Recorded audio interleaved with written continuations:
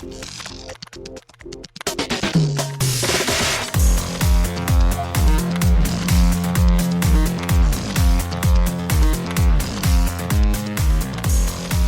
and welcome to Too Fast, Too Forever. There's all kinds of family. We chose this one. This is episode 80, The Hollywood Nights from 1980. Ooh, 80 from 80. I'm Joey Lewandowski. I'm Joe too, and this episode is brought to you by Shelby American. The American automotive designer, racer, and entrepreneur Carroll Shelby was best known for his involvement with the AC Cobra and later with Mustang-based performance cars built in partnership with Ford Motor Company. Shout out Shelby American. Shout out Matt Damon. Yes, Carroll Shelby himself. He's my Shelby. He's my Shelby. He's like my that. Shelby. Yeah. Now, Joe, before we get into anything else, I want to make sure we get right off the bat that we have been saying for a while, and this is going to be outdated because this episode doesn't come out for 6 days, but we've been saying for a handful of episodes that we're probably not going to have new news, but since we last recorded 3 days ago, and hopefully these are both actual, legit, although today is April Fool's Day, so who knows if it's true or not, we have confirmation from Dwayne Johnson's Instagram that Hobbs & Shaw 2 is under development. We're not doing extracurricular activities? No, we are, but I want to say this first. This is more Okay, important good. than extracurricular activities. We also learned today, and I hope this is not an April Fool's Day prank, that Same. that Tokyo Drift 2 is happening, starring Han, which, yeah. I know, dude. Like I said, it is April Fool's Day. The Hobbs & Shaw 2 thing, we know that's confirmed. That wasn't on April 1st. But the timing of the Tokyo Drift 2 thing coming out, it's from Slash Film. Is it from Slash Film or is it from Screen Rant? Screen Rant, sorry. I thought it was... Because Screen Rant, I think, was the one that was like, they were the ones who broke the Ryan Reynolds thing, they broke the Kevin Hart thing, but they also broke, like, other things that didn't actually come true. So I don't know if they're just, like, shooting their shot or not, but, Yeah, maybe. I don't know either, man. Anyways, I would love a Tokyo Drift 2. That would be so awesome. Justin Lin is apparently gonna direct it if it does happen, you know, so that will be a ton of fun. We did bring Han back, so like why the fuck not? It makes sense actually. I didn't connect the dots that like that is a logical step and that will be really cool because this could be a spin-off again, right? That doesn't count as one of the 10 movies. Right. So all these things are cool by me. I'm happy with each and every one of them. Wes says we're always just happy with more content. We personally do love Tokyo Drift, so why not? I wonder what the timeline of it is going to be, if it's going to be immediately after the car accident, because if it's after the car accident, it doesn't help us.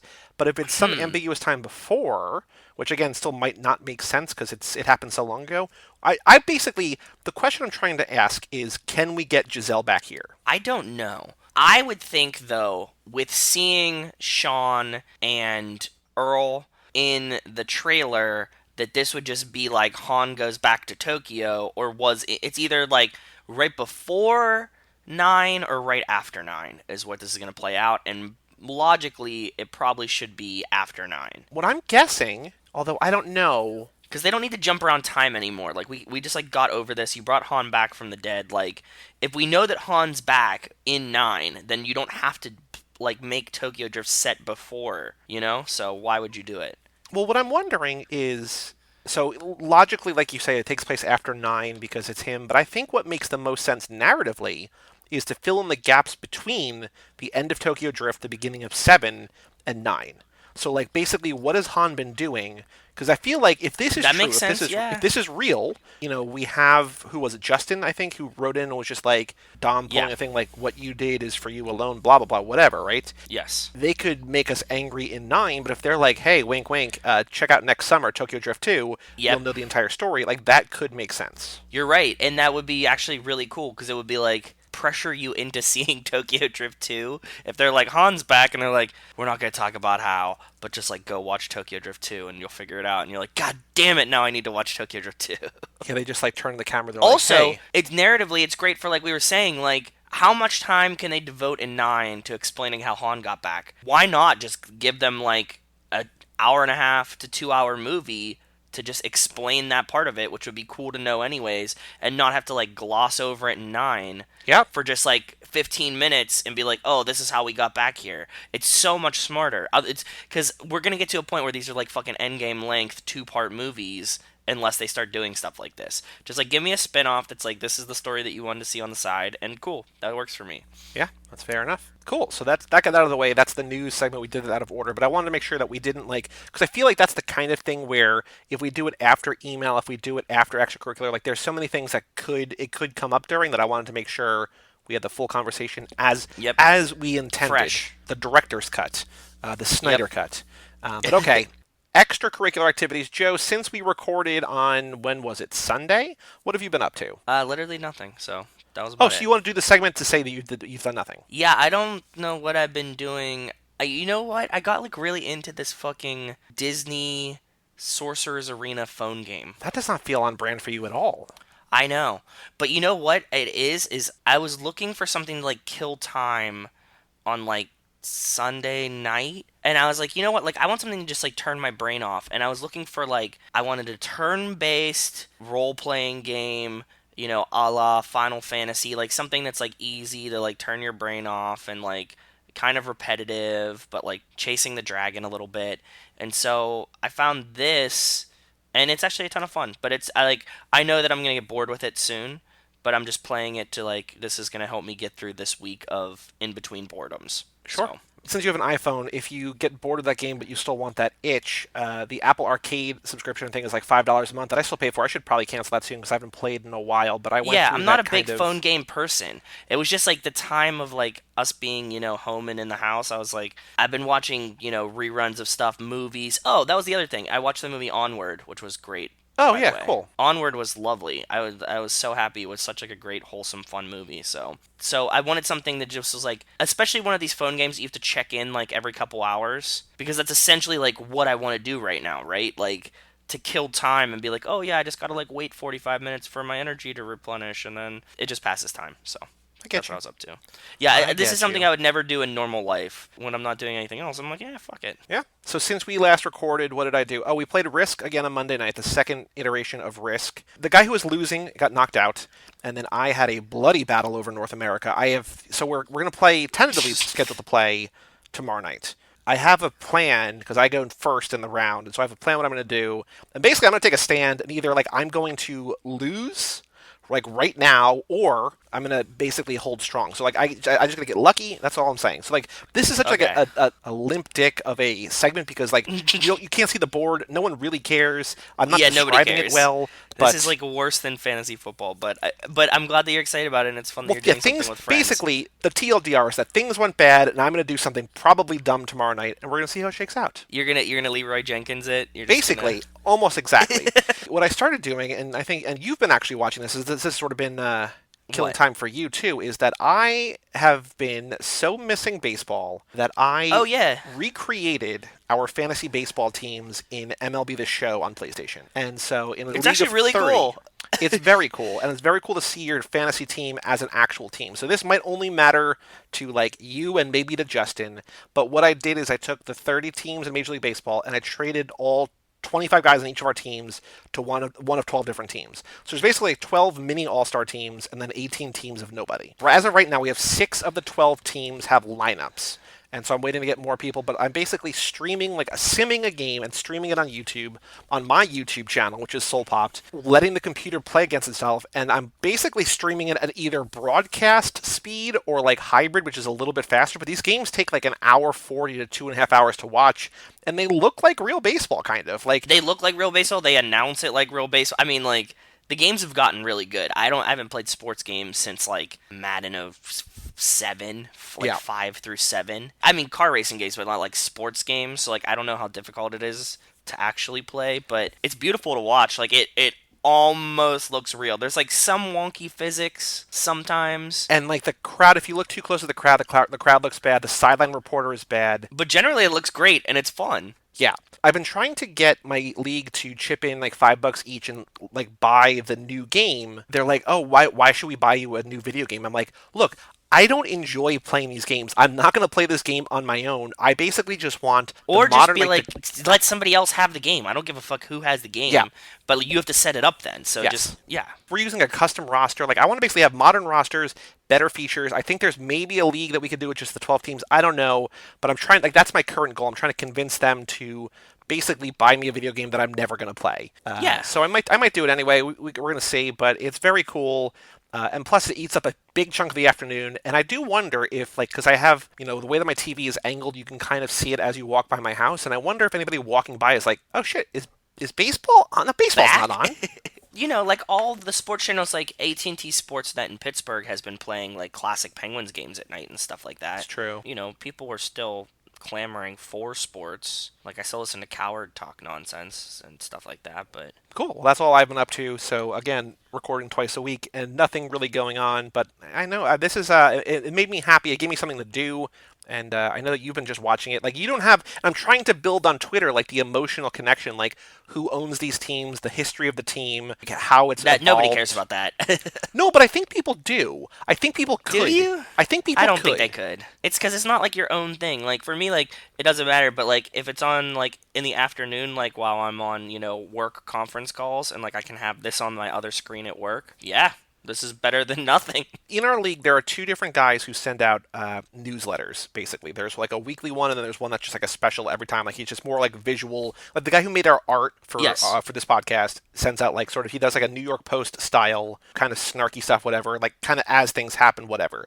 And Yeah. then somebody sends out like a weekly digest when the season's happening. We were sort of joking about like this feels like the kind of nerdy stuff that like people who have like a lot of money and just like want to make their fantasy baseball league feel like people care, like this could be a service that we offer. And we try to figure out like the amount of time that we spend doing that and what we would have to The charge. newsletters or the sim games? This is for the newsletters. So like the amount of money that we would have to like charge for the time that we spend and whatever, like the personalization, it's like illogical. Like nobody would want to do it. But it's the sim games that's like, oh, this actually kind of is closer to like what people could actually care about because it's like the physical representation of a team and you can watch it and like it's going to aggregate the stats on its own and everything and like Yeah. it's more feasible, I think. Not that we're going to, but I feel like in this endeavor that like what stupid thing that we'd spend too much time doing just for our own fun could we utilize to make a buck? Oh, maybe this, maybe. I get that, like, okay, so modern sports games, like a lot of the EA ones now have like Ultimate Team, Yeah. and that's kind of cool. But like, how do they not have like a fantasy team app, kind of like a B side to the game that's like, oh, you can do a fantasy team, but you can also like sim the games here, and you could do essentially what you're doing. Because I think that a lot of people that like play fantasy sports would actually be pretty interested in this. Yeah, I have no idea. I don't know why. That's a good idea. I mean, there's like fantasy draft, but that's still just like Madden, just with scrambled up rosters. Like, it's not what you're actually saying. It's not like you're drafting and importing and then seeing the games on TV. There should be a thing that's like, okay, like the games are the normal matchup. You would get like, one on Tuesday, one on Thursday, one on Sunday, and like you could either choose to watch them or just you'd get the sim that would end at like 10-15 or whatever, like when the game is over, and they'd be like, this was the score, this is how your team did. How is that not a thing? Exactly. I don't know. And like that's what we're trying to figure out. Like if we, and I think we're going to. I don't know how long we're going to do it, but like I think as long as until people get bored of it or whatever. Like we're not playing this for money, but we're playing it for glory, and we might actually award again not for money, but like the championship trophy to whoever wins, just because.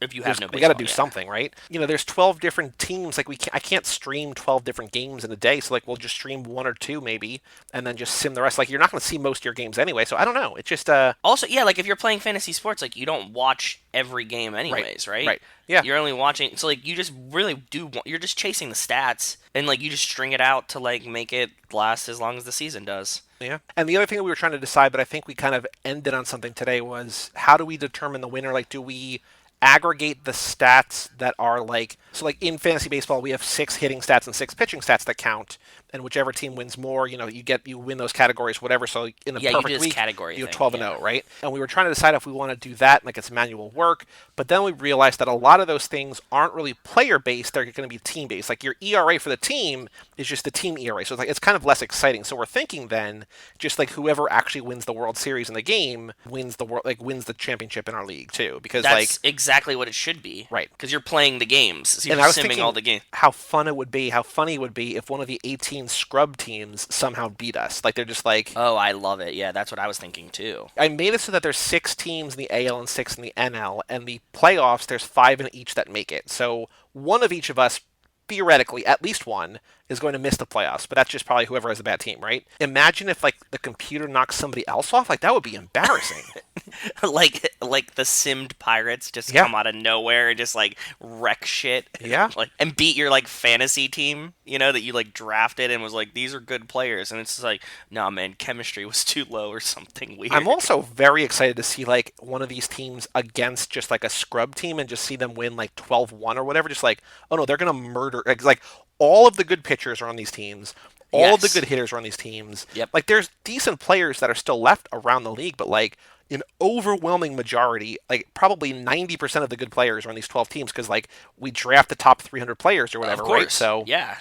it's going to be bloodbaths like 80% of the time, and then when we play each other, it's going to be like a good game. But that's not going to happen too often. So just excited to see all of it. Like I'm very excited about this dumb thing that like is working better, honestly, than I ever thought like it could. And like I don't know It why. is cool. To your point, like I don't know why this wasn't a thing. Why nobody's even been like, oh, let's just do that. I guess because it's a lot of work and like you don't need to when baseball's actually on. Yeah, somebody was saying that like Bovada was letting you gamble on simmed games. I was gonna say Barstool, but I don't think it's Barstool. Like one of them is like essentially doing this. Well, starting this Friday, which would have been this past Friday this comes out, is that their 2K Sports is having like or I don't know actually who's hosting it, but there's like an entire NBA 2K tournament. All stars are like playing as their team. So like Kevin Durant is playing as the Nets, and like there's like this official tournament where they're playing all remotely. Like that's cool. Like I think that's cool. But it's That's also really cool. Yeah. you and I were talking about how like the Hurricanes and whoever were like simming their games on their nights and streaming them Yep. on Twitter or whatever, right? So like they're Yep. out there. There's like a personalization to this that I guess is why we maybe haven't heard of it. Like maybe people are doing it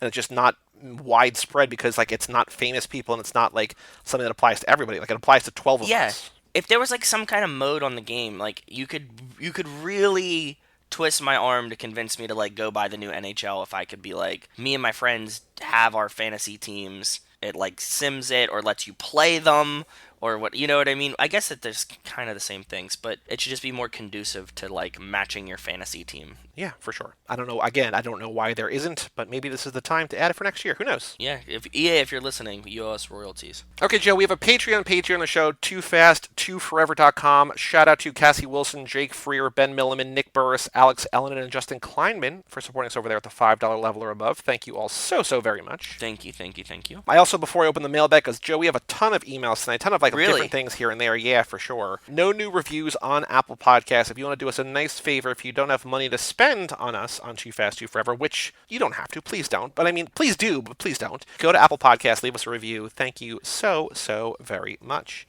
But Joe, like I said, we have tons of emails. So we have, I don't How even, many is I'm not, tons? I'm not even going to count it because there's too many. Okay, wow. So first up, we have from Mr. Wells Lamont, another email I never hit send, SMH, old topics discussed. Okay. I'm willing to bet $10 that Ben Stiller is in F9. Ooh. He says, remember when Letty told us the rumor that Justice for Han was just a rumor and wasn't going to happen? She obviously wasn't being truthful with us. Not her fault, I'm sure. It's probably the studio making her say that she's trying to save the surprise. Shit, maybe she didn't know. Point is, if I'm right or wrong, don't count Ben Stiller out, which I think is what I said on that. I'm like, it doesn't mean he's not. It just means that he said he's not. Yeah, that's a good point. And it was like he was like, I would love to, and we're like, well, he could always like come in and shoot like an extra scene. Like it's not that big of a deal, right? Like we're like, how hard is it to like shoot a scene with like him and one of the characters that like plays into the film? Like not very difficult. Exactly. He's not like a main character. It's not like he's like, scripted to be the new Dom or something. Like What if? only. I made the point that Wells made, but I didn't remember back to Letty saying, oh yeah, Justice for Han's not a thing. Like, screw Chris Morgan for saying that or whatever. Like, that's proof Yeah. that like literally, like I think I said like anything goes, but like that's proof that like they don't tell the truth because they're saving surprises. Yeah, for sure. Wells says the Nine Club podcast is a skateboarding podcast. They had a guest on and he was an old VJ back in the day for MTV. He told a Okay. story about how he knew Vin Diesel from going to clubs that Vin was a bouncer at. Apparently he built a relationship with him by going to these nightclubs a lot. They ended up kicking it a bunch, and one night they're going over the Fast and Furious script, just reading lines and drinking, and the VJ claims that Vin crossed out his character's name on every page and put the name of the VJ as a character's name. Dominic. That's how Dom got his name. Take the story for what you will. I'm not No. sure if it's true or not, but it was told. Oh, that's really fucking funny. I have to imagine that they were either very drunk or also on a little bit of drugs Maybe. to be like, you know what, bro? I'm just gonna call this character Dom now. I love you, man. We're gonna, yeah, because he says that, they're drinking or whatever. Yeah, so yeah, but like, I Yeah. love you, like I love your name, like I'm gonna name this character after you. Or no, not even like I'm gonna name the character after you. He's just like let's just go with Dom for now. And then like he gets to the thing and he's like, hey, I really envisioned this character being named Dom. Is that cool? And they're like, yeah, sure. Yeah. He says Sean is on NCIS New Orleans, which I think we talked about with Yeah, yeah. Who said it? someone. Was it just Liz when she was on? It was when we talked to Nicole and Mari. I think it might have been with them. Maybe. Because I think maybe Nicole got someone in the quiz for Tokyo Drift, possibly. I don't remember. But there was something Okay. we were talking recently about, like, I'm like, oh, he's been on 200 episodes of that. Like, that's what he's been doing. Yep. Yeah. He says, I realize now what it is about him that bothers me. It seems like it's the hardest thing for him to deliver lines. He speaks real slow, and his accent, and his accent adds to the mayhem. I still love Sean and hope he's in the rest of the movies, but there was something I knew that bothered me about him back when I didn't like Tokyo D as much as I do now. What was the movie that we were just watching? Oh, Jumanji. When he's like, God damn it, you're talking so slow. If you could just spit it out, Yeah, because he's like Danny Glover. Danny Glover. Yeah, when he's just like, there was a horse, and the Yeah. once upon a time with that horse. It's like, come on, just guys, set it out. Yeah. Yeah. When Dom fought Hobbs in 5, they should have had Dom actually hit Hobbs with a big monkey wrench and then CGI'd a huge dent in and CGI'd a huge dent in Hobbs' head for the rest of the movie or series. Like a deflated skull Sure. fracture. Yeah. I don't think The Rock would have contractually agreed to that.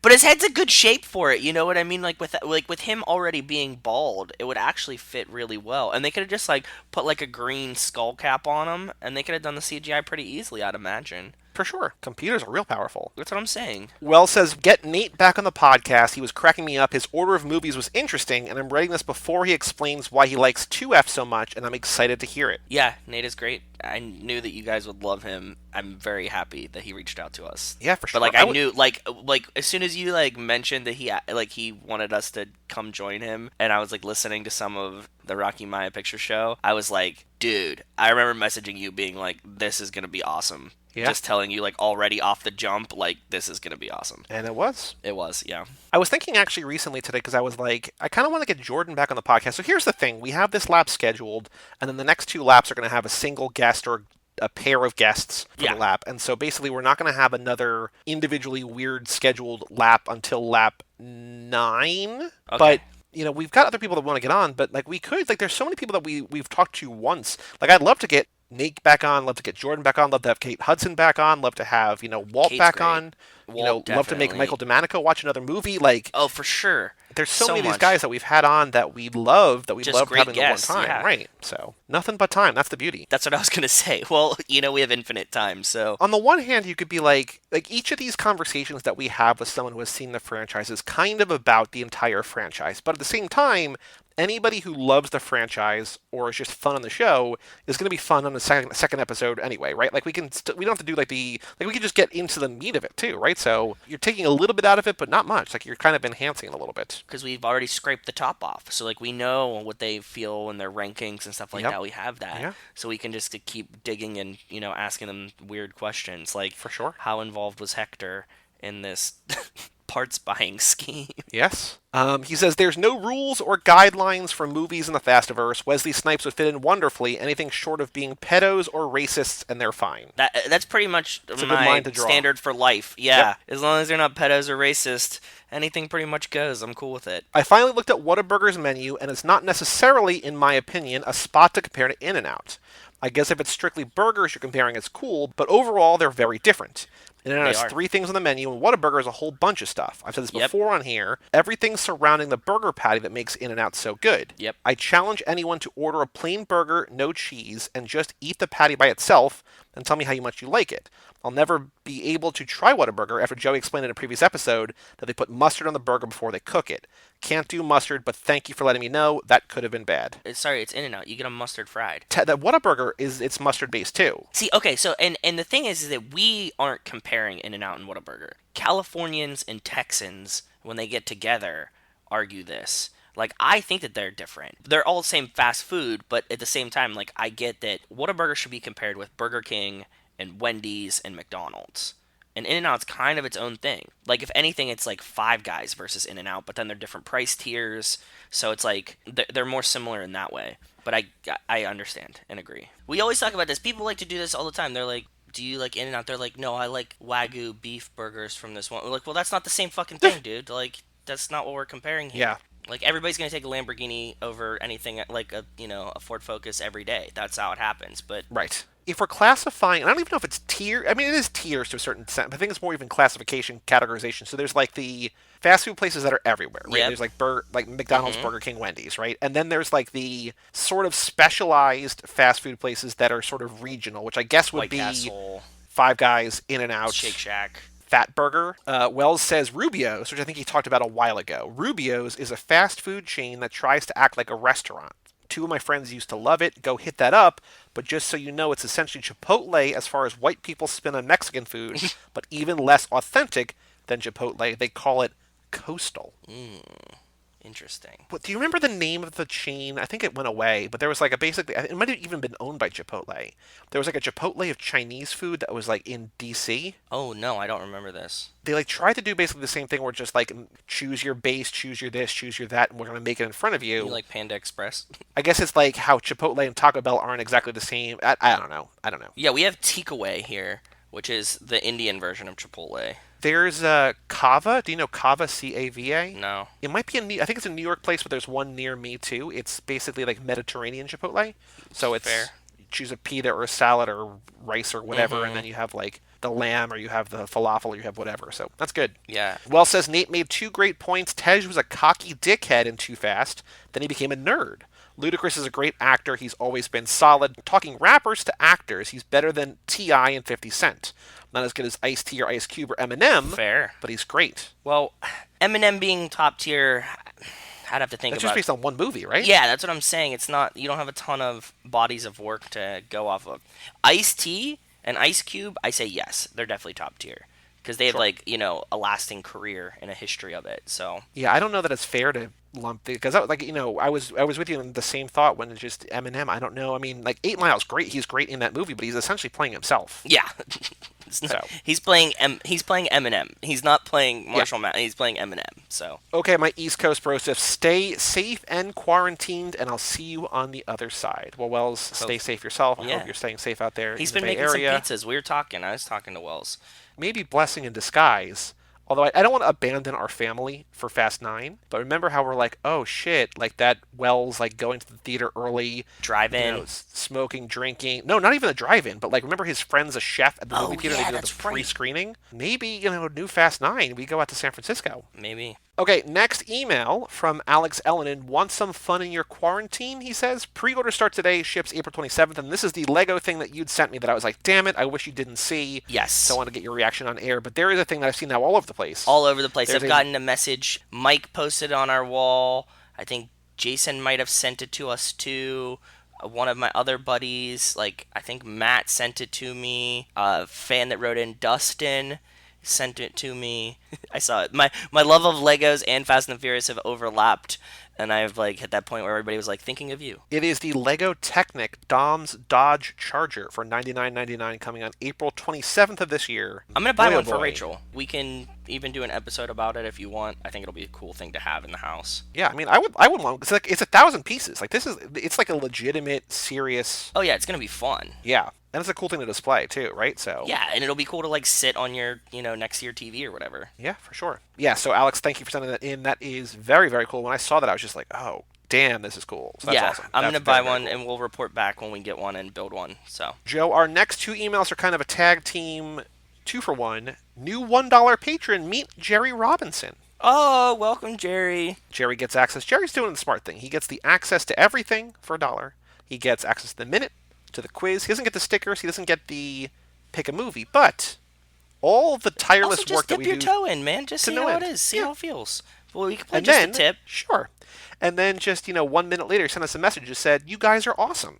So I responded back Thank to him you, and Jerry. said, thank you for supporting us. You're Thank you awesome. for listening. That is awesome. That's cool news. Yeah, so thank you so much, Jerry. Thank you, thank you, thank you. Next email from Jason Dickinson, subject line Hobbs and Shaw, and this is where I first found it. He's been breaking a lot of news for us. He broke Dude, the he's been killing it, Tokyo yeah. Drift story. I know. He's on it. Hobbs and Shaw 2 officially in development. Always good to hear some F&F news. Doing one last binge. Stay fast, stay furious, stay safe, and stay healthy. Ride or die fam, love you. P.S. Brian O'Connor could be coming back for Fast 10. Ooh, that will be cool. And yeah, Jason's been doing his he says I don't know how he's going to do it because I don't think I could hold back for like a whole year, but he said he's doing his last binge and then he's waiting till Fast 9 comes out next year. And I'm going to see how long he Damn. can last with this. But he was messaging us today telling us which ones he was watching and he watched them in reverse order, which was very Ooh, interesting. Yeah, I was very interested by this. I'd like to know how that goes. I assume that one day we will get to a point where we watch them in reverse order. I guess. Why I mean, not? you and I are contractually obligated. We are not allowed to take a year off. Yeah, exactly. Yeah. We have an unwritten contract with our fan. Actually, no, it's a written contract. Sponsors. It's in our iTunes description. It's there. It's we have to every other week. There's a new Fast and Furious movie. Yeah, that's true. The sponsors, man, they will be really disappointed. They would be so. They're like, let us give you our money. Yeah, I know. Okay, next email from Hector. Actually, Hector, I think, sent in a couple here. I think he's got 3 quickies in a row, possibly. Cool. Yes. Okay. Quarantine downtime. He says, Sup, Joey, since my school district is closed till April 24th, it's a long time. Yeah. I have a lot of time on my hands. A lot of time is spent watching Fitment Industries and Gears and Gasoline on YouTube. Okay. It says, listening to your podcast, in parentheses, #1 podcast. Awesome. Thank Or you. playing Need for Speed and Gran Turismo on PS4. I love Gran Now that I Turismo. think about it, I'm not being very productive. Got any suggestions to get my ass productive in this time of toilet paper crisis? Gotta go. Stay fast. Stay furious. It depends on how you're feeling about this, right?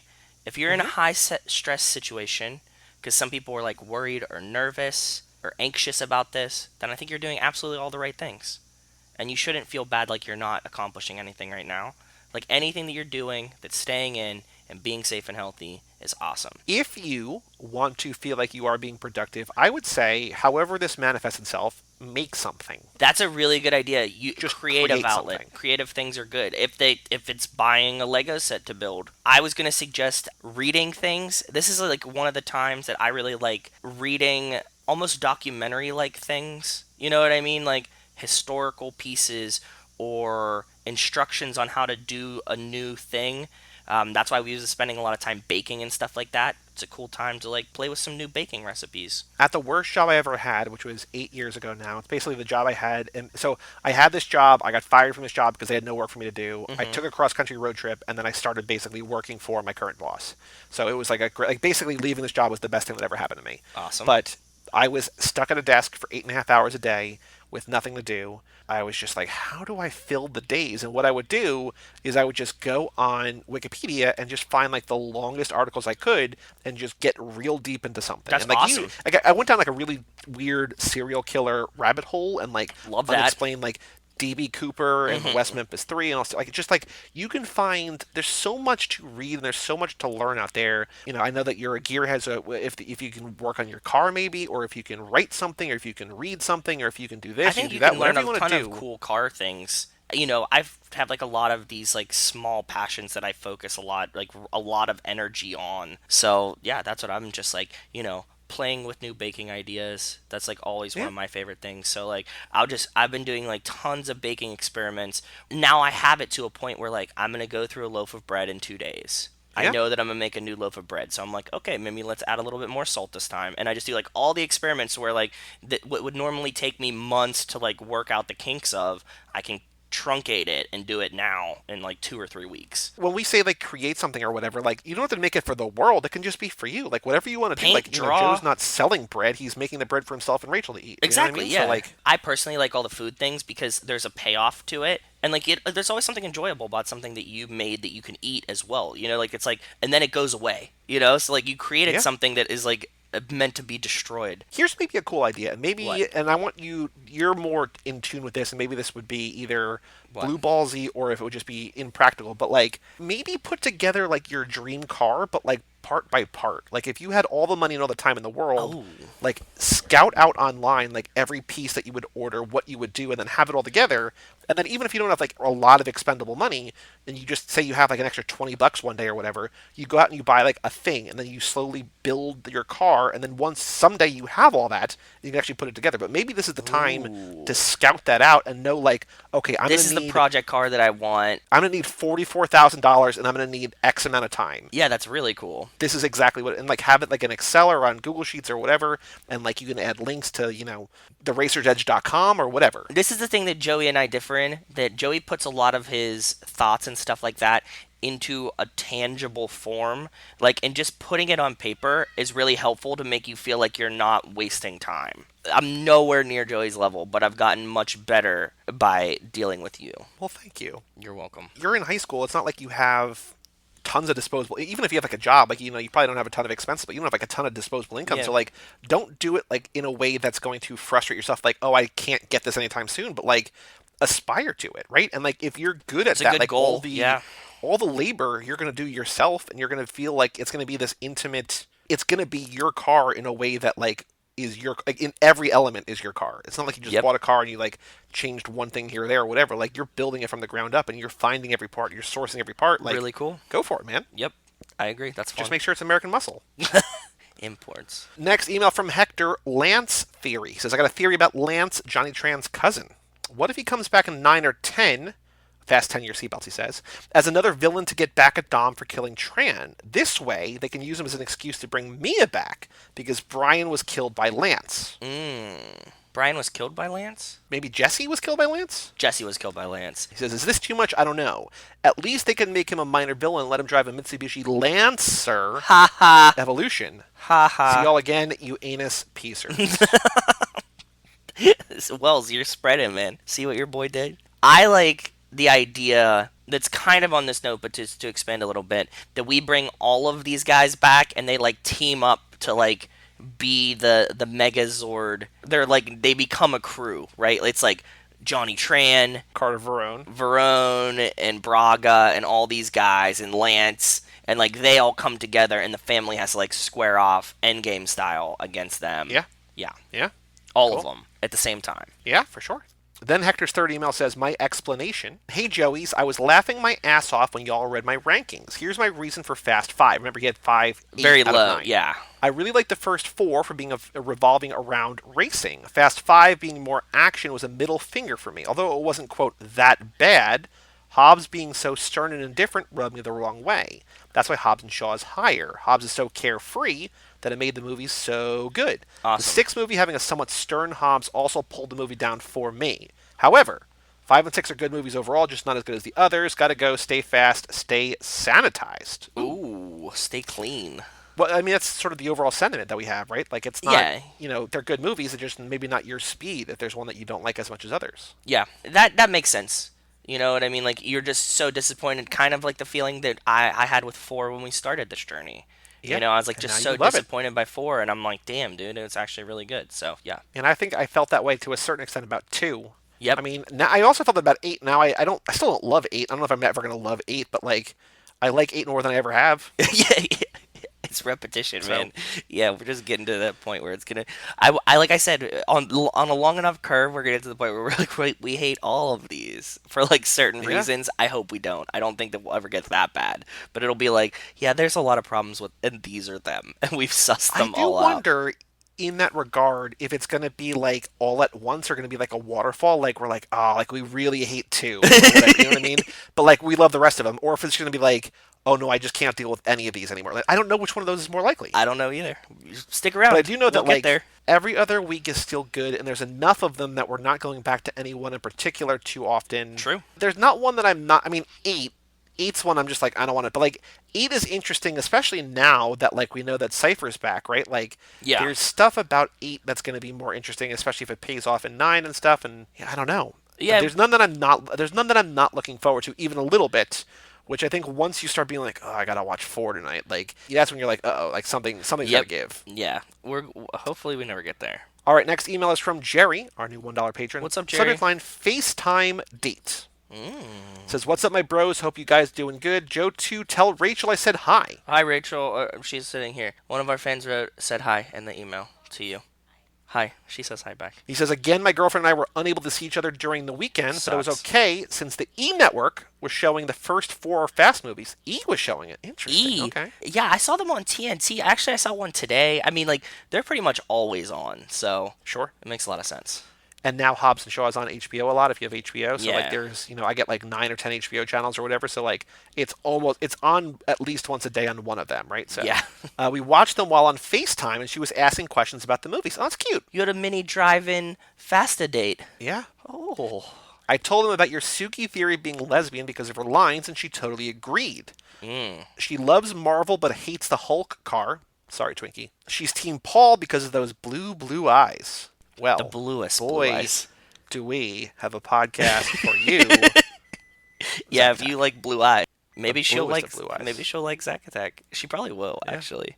probably. Although it's the same exact thing, I feel like women really gravitated towards. I was just gonna say it's the 100% inverse of the audience. We never had one dude right in there. It's overwhelmingly dude over here, which is not a bad thing. It's just like it's the same It was the show. exact same. That's the funny part about it. That's what always cracks me up. Is like it was just us bullshitting like this, but yeah, Like that's what makes me wonder if we had another show that's the same thing that was not specifically gendered or niche that like immediately off puts 80 to 90% of listeners. Like there's so many people who are like, oh, I'm not going to listen to a Zac Efron podcast or or like I'm not Fast going and to listen to a Fast and Furious. Furious podcast. And even people are like, but it's not really about that. They're like, yeah, but like how can it not be? Yeah, Right? exactly. Yeah. It's in the title.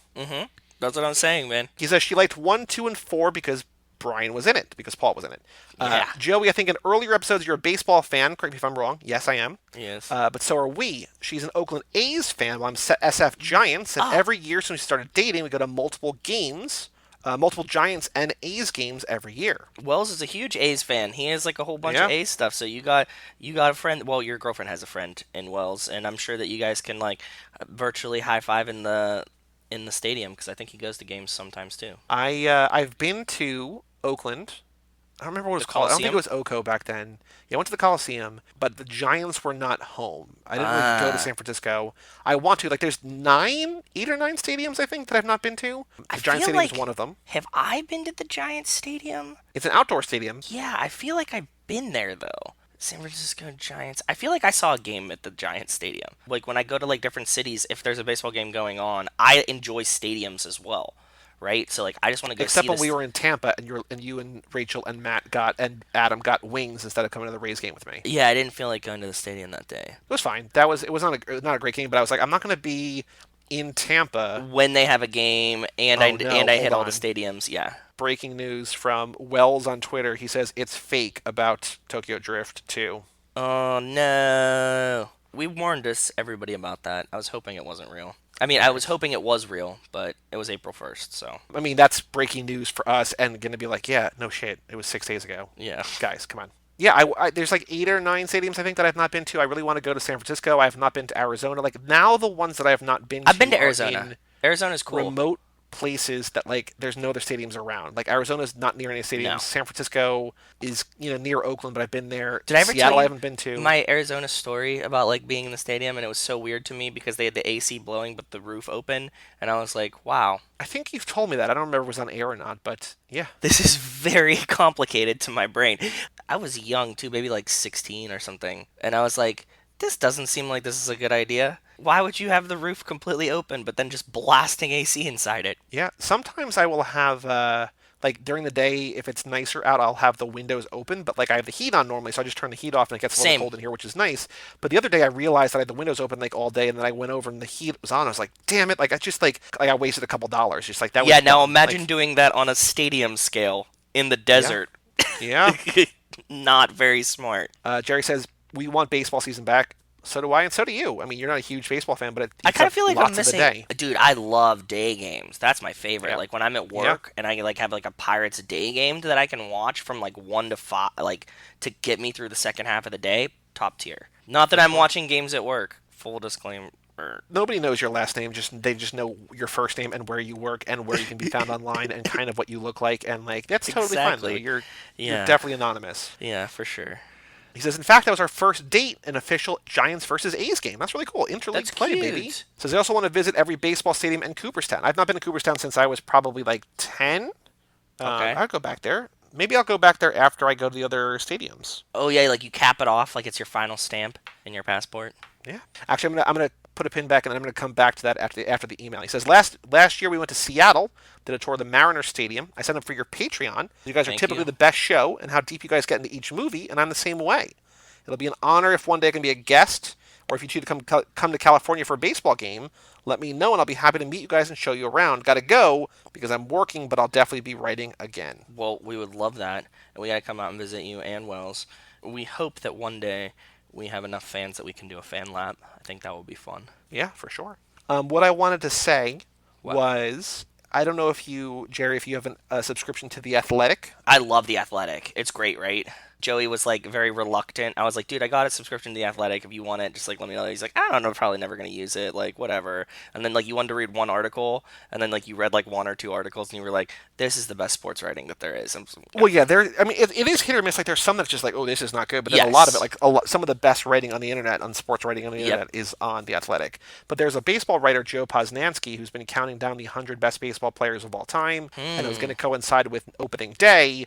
But then when they delayed the season, he sort of slowed it down. So as of today, he just announced number 6.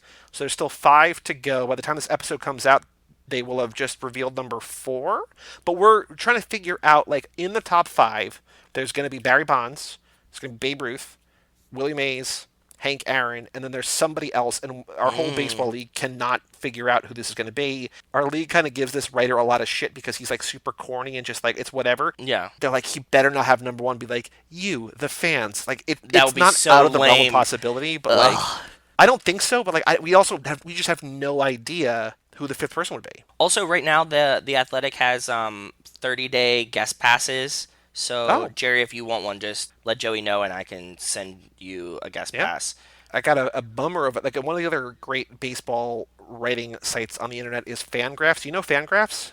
No. It's deep in a numbers way that is like mind-boggling. Like they make up so many ratios and so many stats and whatever, and like that's the site that I was using to get like baseball. Like I could like somehow I could sort of like read the matrix, like see Yeah. the answers through the code and be like, oh, like the way that they describe this guy, that's how 3 years in a row in fantasy baseball, I found like all these sleeper pitchers because they would go do all the research and I would try to figure out like if it's past my sniff test. Anyway, Yeah. they posted this thing a couple days ago that said basically since baseball season didn't happen, their traffic has like plummeted. Like nobody's going to their site anymore, Yeah. and they're like we are reliant upon Ads. advertising revenue Yeah. and no one's here, and they're like if we don't make a lot of money in subscriptions we might fold. And I'm like, ah, shit, like I'm gonna wind up paying for them. Like I don't need them right now, but like I don't want that site to go away, so Yeah. like it sucks. It sucks. It does suck. But like you can get it for like $3 a month, or I think, or like 20 a year or whatever. So Yeah, go kick them your $20 and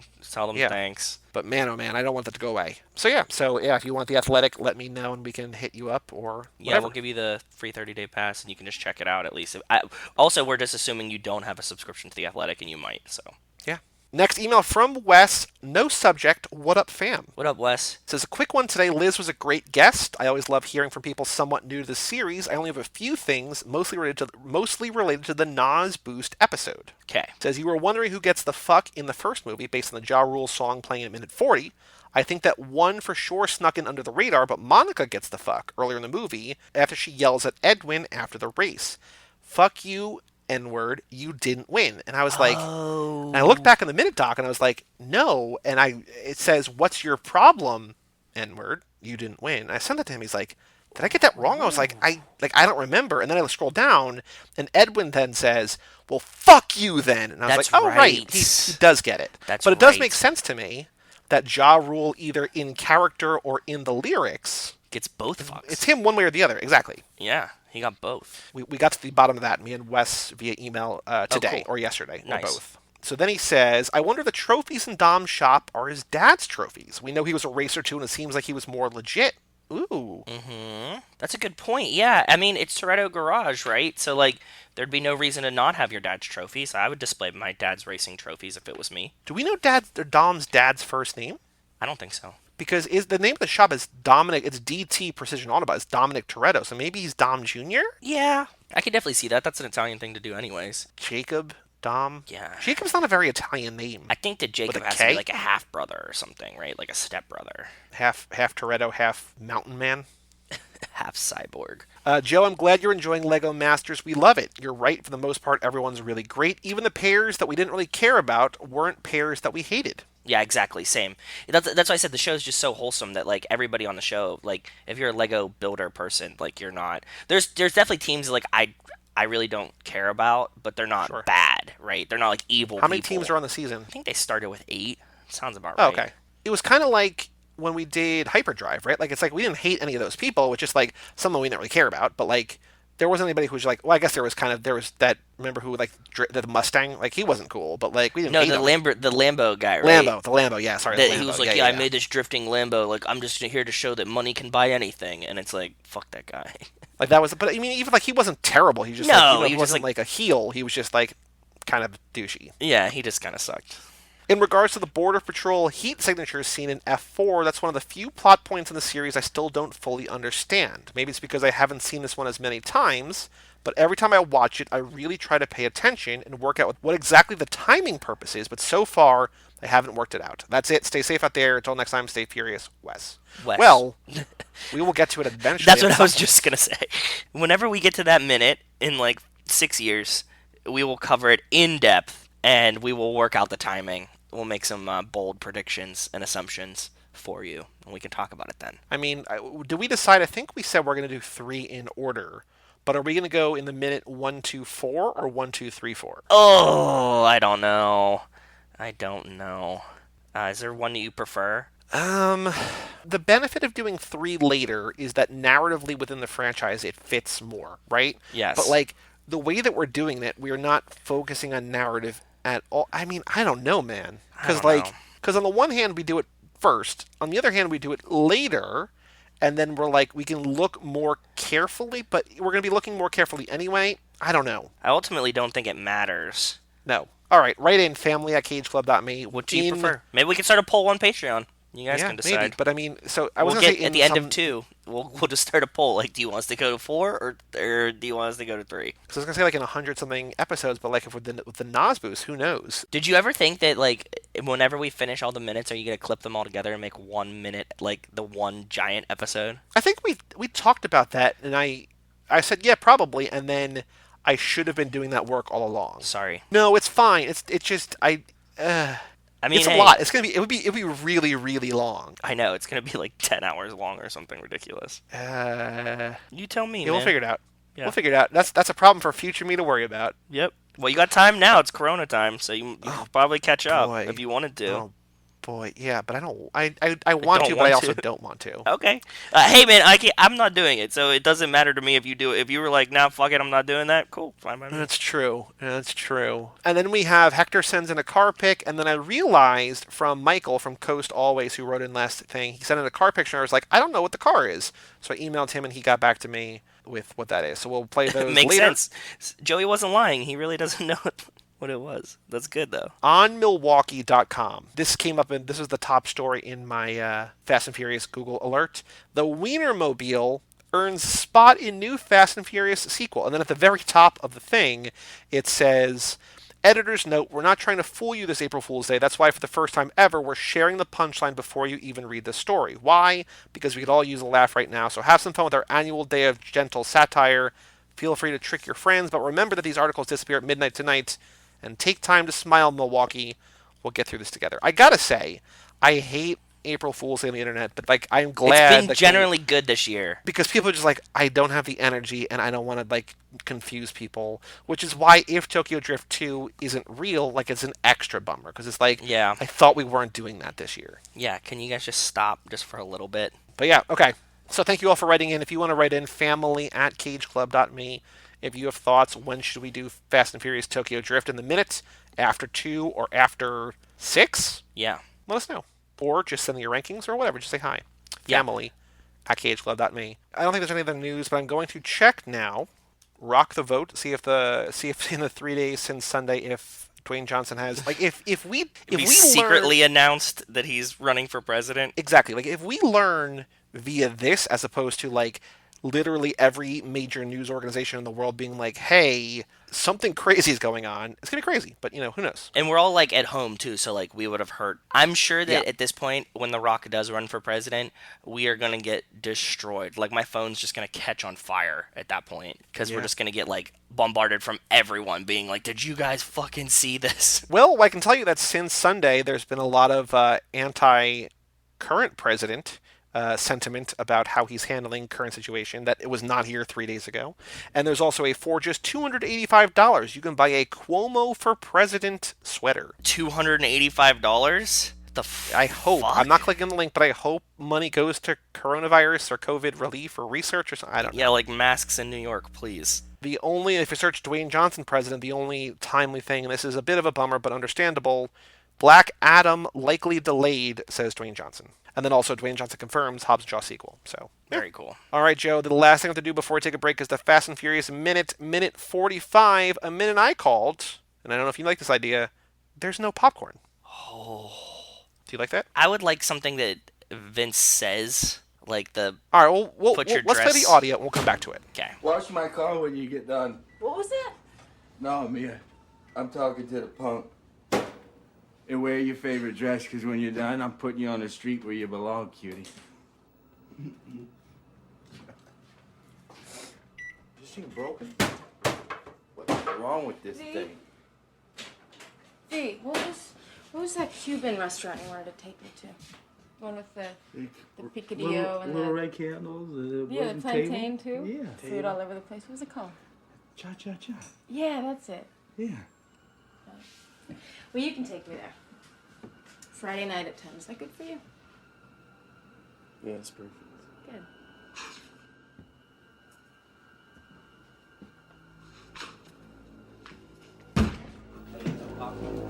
Make your own goddamn popcorn.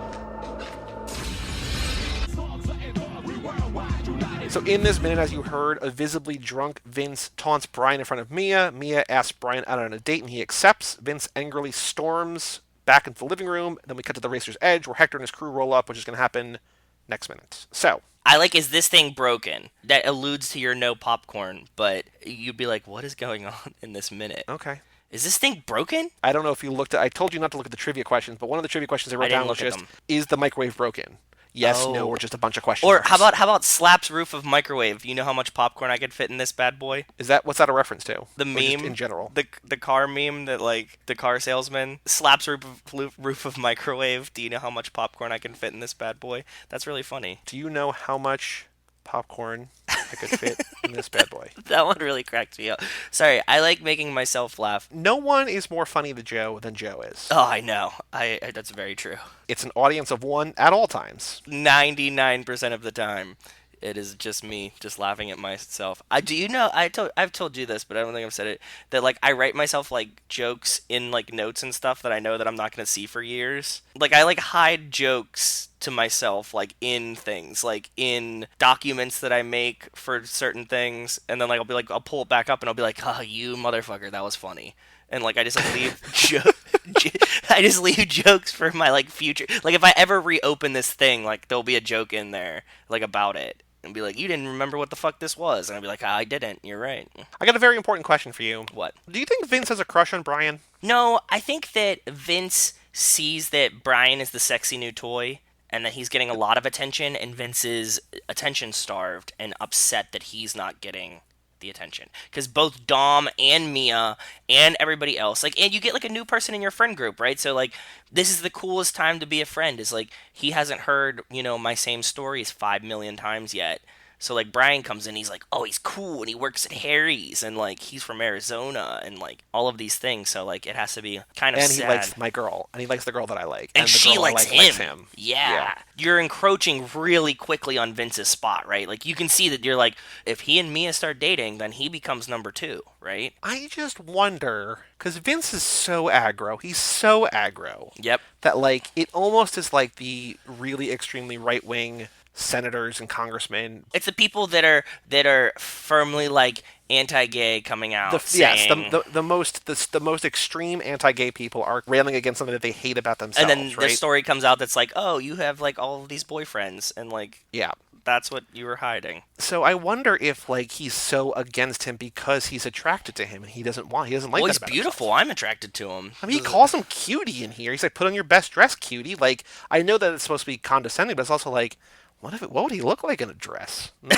Are you thinking about? I never thought No, about it. I'm thinking about it as Vince thinking about it. Like, I don't care what Like, You I'm put not. the thought I in mean, my I'm head attracted now, and I don't. I'm think attracted to Paul Walker, but like, I don't want. I don't care. Walker. Like, I'm not the one saying like, put on your best dress. Like, Yeah. another very important Vince question for you. What? Where is he sitting in the living room to watch that Bruce Lee movie? I don't know, but nobody's sitting in like a good spot. They all are sitting in terrible spots to be watching a movie. But I think that maybe I'm just old. It feels like Dom and Letty are. They have the king's chairs. They're definitely sitting in spots like when you're 16 years old and you're watching a movie, right? You're like on the floor. If you're in your parents' basement. Yes. Comfort is not key here because if you look, and I made a note of this, they're still wearing their shoes. Like, it's not like they're relaxing. They're just like lying on the ground in their clothes, in their full outfits, watching a movie. Yeah, I would like to imagine that they're so full because Dom made 35 pieces of chicken for 6 people. They ate all of it, and they're just like painfully full to the point where they have to sit on the floor. Have you ever been that full that you're like, oh god? No, I've been so full that I need to lay down, but I've never been so full that I have to sit on the floor. I guess it's just a different way to handle it. Yeah, it's the same thing. Like, you're like, I need to, like,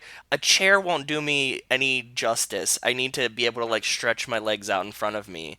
That's Okay. how full I am. Although I think we saw in the last minute when he brings the dish, and I think there's still chicken left over, I think. I don't remember. Maybe not. Maybe it wasn't chicken. Maybe it was something else. But like in the frame, we have Dom and Letty. Like Dom sort of cradling Letty. They're leaning against what looks like an armchair or recliner or something. Jesse and Leon lying lengthwise on the floor, like right in front of the TV. But like Dom and Letty are not angled in a way that they can really see the screen.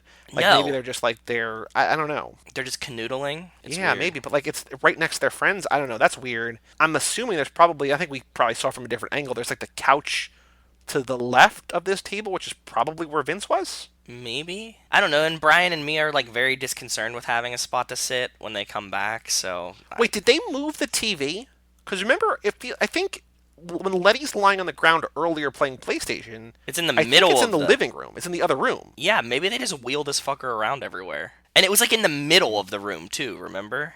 Yeah. Like, I think the far end of this room, the room that they're not in right now, is more of like the living room. Like, it's all just one connected big room, but there's like 2 coffee tables, each with candles. Of course, there's candles. But I feel like Yes. that's the living room. This is like the family room or the den or something. Like, it's the same Maybe. room, but it feels like it's a different. It feels like there's a separation. This is probably right near where Vince was sitting in the scene with all the candles, in the party scene, right? Because that was, like, right next to the kitchen. Yes.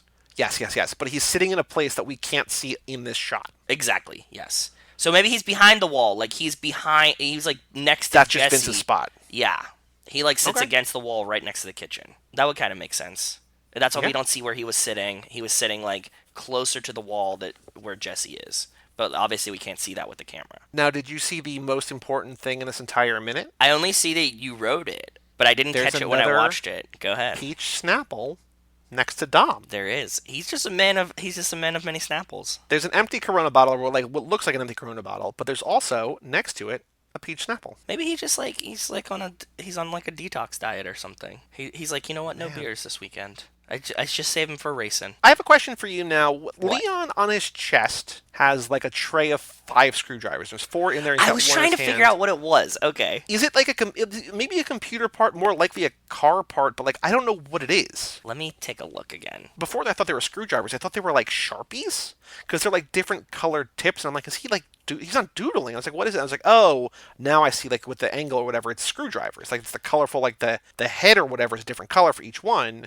But I don't know what he's actually tinkering with. I don't know what he's working on because it's like a metallic Let me silver see. like box. Maybe he's rebuilding a carburetor. That would make perfect sense. He's like tuning a carb. Yeah, he's rebuilding some car thing. I don't think it's a carburetor. Yeah, he's like tinkering with some car piece. Is it a car? Okay. There's a reflection from the light and it's hard to No, see. it and is. It's also It could be a carburetor. what does a carburetor actually do? If you don't have fuel injection, it's a mechanical piece that adds the gas to the engine. Is that a good explanation for you? Okay. It's literally the piece that adds the gas to the engine. Gotcha. Okay. It could be a piece of that. That would be like the thing that would be make the most sense that he would be like tinkering with while he's watching the movie. Okay, cool. Anything else about the living room scene before we transition to the kitchen? I do like that there's more candles. That's a lot of fun to me. It's Yeah, like- there's the 3 in the far room that we mentioned, and then there's another one, the big boy. Like there's a fat candle yeah. right here in the movie room. Yep. They're consistent, if anything, right? Oh, absolutely. They love Corona. They love Snapple. And they This love is the candles. first time I noticed the round chair that like everybody had if you were a cool guy. Do you know what I'm talking about? They have like the wicker Maybe? chair that's like a basket that's like just like half a circle, and you could like sit in it, and it would be like very Yes. and it like tilts so you could like sit like kind of up or like be like in Yep. it.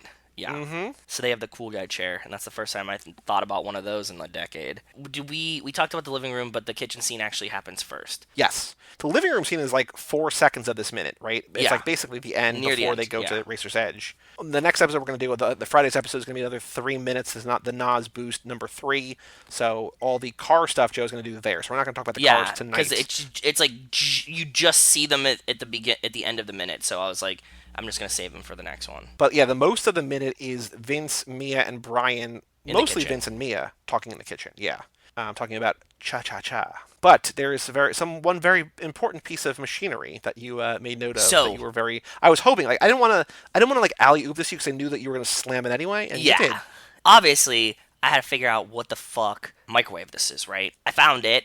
It's a Panasonic Dimension 4 microwave. They actually still make this line of microwaves. You can buy a new Dimension 4 microwave today, but they're now convection microwaves. Okay. So they've updated them. They obviously look Okay. very different and stuff like that. I actually found a website, if you click the link, did you see it?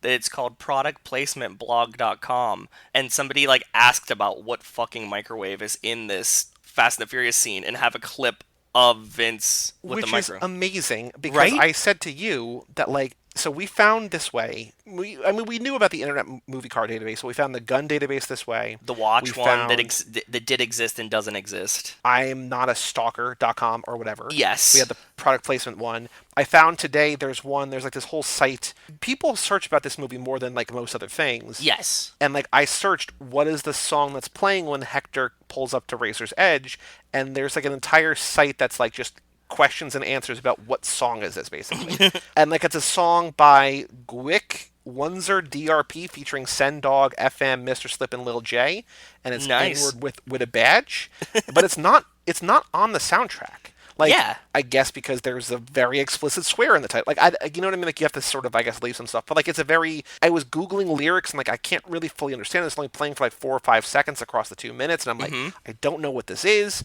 But you just Google, like, what's the song? What's the microwave? What's the gun? It's just like, oh, here's everything. Yeah, I was actually Wonderful. I was searching for the microwave, and I was like looking at because I was like looking like Panasonic Dimension 4 microwaves, and somebody was like, "Look at this microwave in Fast and the Furious." I was like I didn't even search for microwave in Fast and the Furious, and I wound up on this site. Like from the words that I did use, I found this. How What did strange you is search? that, right? Is there, like, a brand that's visible? This is what it was. It was Panasonic microwave. Panasonic microwave. That's what I searched. 2001 or no? Yes, Panasonic Microwave 2001. Because I was looking at like what Panasonic microwaves were out in 2001, and I Gotcha. stumbled on this. Yeah, I was using some deduction and wound up with that. In Japan, they had this same microwave. Please say it right. What? Japan. Japan. Oh, sorry. Sorry, I thought you were like queuing me up to be like. I was like, how did it was called? The branding in Japan was National. I was queuing you up. You just didn't know what I was queuing I you up thought you were for. trying. I thought you were trying to tell me like, oh no, it's like National, and like I had like written it wrong or something, and Oh, you no. checked me. No, sorry. That's why I was very confused because like Rachel was like, don't say it. Like she does this all the time because I always like say people's names wrong and stuff like that. Yeah. And she's like, no, don't say it wrong. Like you knew what I was gonna say, like National, and I was like, no. Okay, so it's under National in the Japanese market, and I found a picture of a Japanese version of the same microwave. Very cool. And the last thing is a really cool fast connection that we have here. It's not like really like Yep. a fast connection for the future.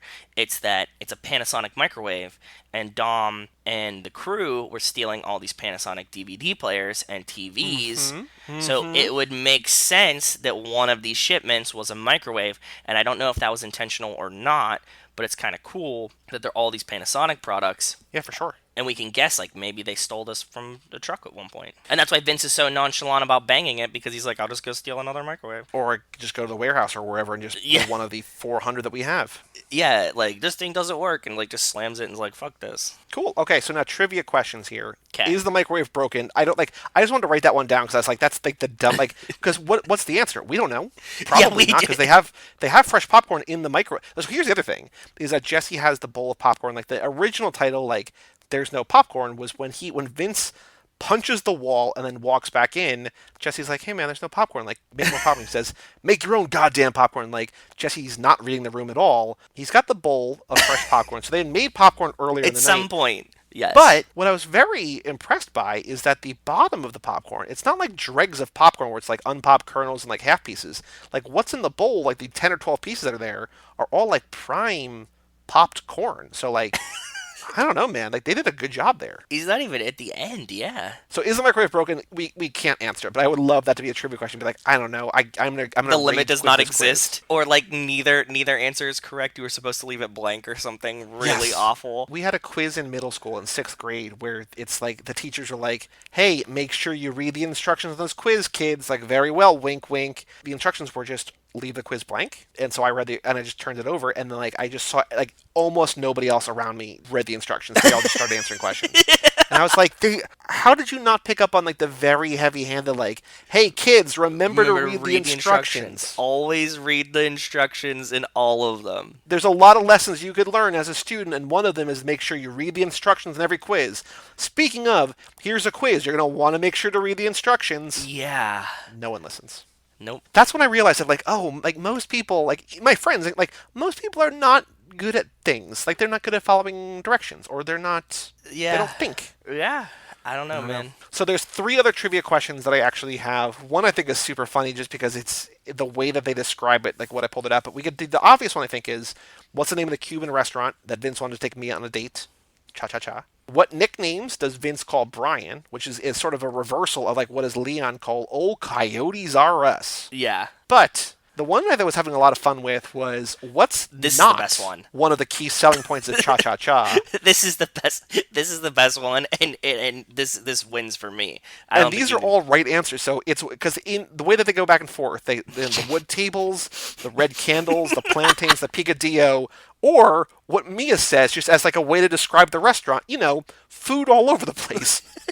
Which what? That's like, I really like the food all over the place too. I never really thought about it till you wrote it down. That like, how weird is that to be like, what restaurant do you want to go to?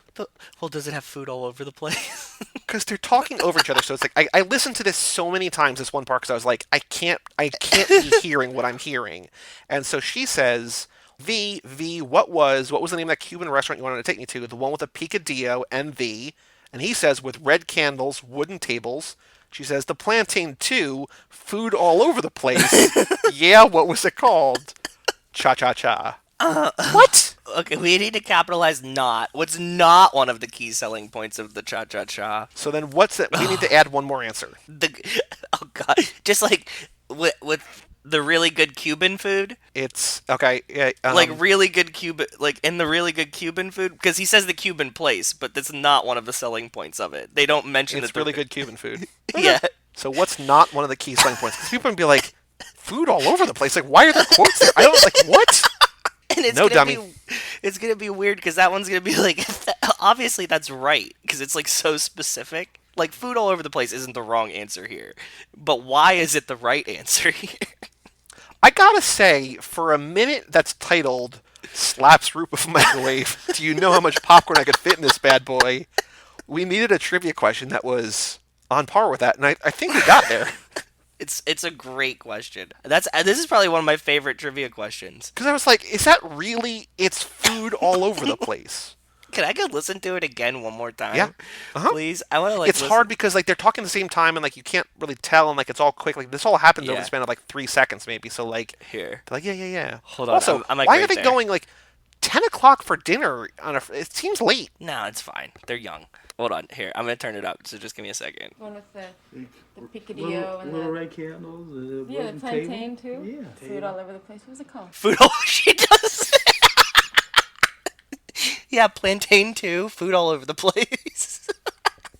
Food all over the place. What was it called? Oh god, that was Insanity. Yeah, it's so crazy, man. Food all over the place. What was it called? Shit. Oh, Food okay. all over the place. Plantain too. Food all over the place. It's like a robot said it. Like, did she flub those lines? Who I don't know. wrote this? I don't know. Wow, that was Oh boy. eye opening. This was a great minute for many reasons. Yeah. Yeah. Shit. All right. Let's take a quick break. Let's hear another word from Matt Damon, and we'll be right back to talk about the Hollywood Knights.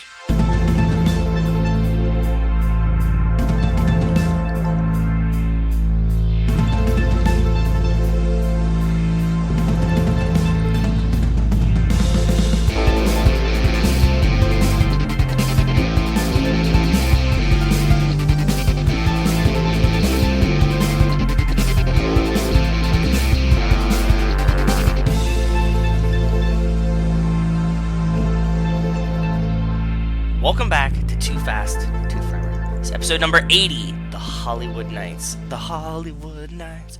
This episode is brought to you by Shelby America. The big block Shelby Cobra is considered by many to be the most iconic American sports car in history. When GM began to work on a new big block Corvette and Ferrari increased the power of the Z12 powered GTOs, Shelby and Ford Motor Company decided to shoehorn the mighty 427 FE motor into the Cobra. I learned something really cool. Did you know that you can still... There is a Shelby Cobra in this movie, right? Mm-hmm. That they race, and it makes a few appearances. Did you know that you can actually still buy one that looks just like that? No, very cool. Is this still called a Shelby? It's resumed production since 1997, and they still sell the Shelby 427 Cobra. If you want it in fiberglass, it starts at $95,000, and if you want it in aluminum, it starts at $180,000. Whoa, okay. Yeah, you can go buy a new one. How fucking weird is that? Yeah. It looks the same. I'm sure that it has like a different engine and like. And I'm sure like actual like classic car people are like, yeah, it's not the same. Yeah, you know? I mean, it looks like these blocks. Maybe They're stronger and they're not lighter than the cast iron ones. So I'm sure it's a little bit different, but like it's not a kit car. You can buy it from Shelby. See, there was a period of time where like you can buy the pieces, right, like the body and stuff like that, and put whatever engine in it and stuff, and like people like the stylings of it because it's so iconic that they like would buy the pieces and put it on a different car, so you had a car that looked like this but it wasn't an actual Shelby one. Now they just will still sell you a fucking Shelby Cobra that looks like that. That's really cool. Very, very cool indeed. Well, I want to say thank you to Nick Burris for picking this movie. This was his Patreon pick Nick. for this lap, Seriously. for this year. So thank you, Nick Barris, villain in Bloodshot. So the Hollywood Nights, do you want to tell your Tony Danza story now or later? I want to tell it now. Do I know this story or do I not know this story? I don't know. We didn't remember. You said you don't remember. I don't remember. I was in California with Zach. We went there because it was like his 30th birthday, and he wanted to go to a Niners game. So I went with him to Levi Stadium to go to a Niners game. We flew JetBlue, the Transcon, from JFK to SFO, right? Great flight. Great flight. Yeah, that's the one with the snack bar in the middle that you can just go get snacks. It's awesome. I love that flight. We fly back. We're flying back from SFO to New York, and we checked a bag because we had beer. So we're waiting for our bags to come down the thing. You know, I'm at the right baggage claim thing in JFK, like the right number. It's like 15 or whatever. The bags like just start to come down, and I see this this full aluminum hard shell luggage, which is really expensive, right? Like the aluminum ones, they're very, very expensive. And I see it coming down first because, you know, they tag like the first class bags like priority or something. I'm sure your boss gets this. It comes off like, you know, the first 5 bags or I whatever. do too. Thank you so much. The mint bags. It's the mint mosaic bags. Ooh. You know, and it's like a really big flight, so this is like a really common thing. The bags are coming down, and we're waiting like right at the, you know how like it drops down, and like we're like at the first place that they would come, right? Because we're like we got off the plane really quick, we didn't have anything, so we're down there. As the bag starts coming down, I see it, and this guy like pushes through us. I see him, and I'm like, slow down there, Tony Danza, because this guy looked like Tony Danza. I like make this joke to Zach, and everybody around me hears me, and they all like turn. And that's when I realized it was Tony Danza, and I made a smart-ass comment about Tony Danza to Tony Danza's face, and he was not very happy about it. So you were much like the guy in the garage that says, "Is that piss yellow?" And he says, "It's Tony Danza yellow." Yeah. I thought that he said that, and I was very confused by it in this movie. IMDb or Wiki says it's Tony Nancy yellow, but like that, it just the actor just goofed. It sounds like Tony Danza yellow, yes. I don't know what he was supposed to say, but they left that in there. But he basically says it's Tony Danza yellow to Tony Danza. Yes. No, but this was my story, yeah. Tony Danza comes, pushes by us to grab his bag first because he's trying to get the fuck out of the airport before everybody realizes it's Tony Danza. And I was like, slow down there, Tony Danza.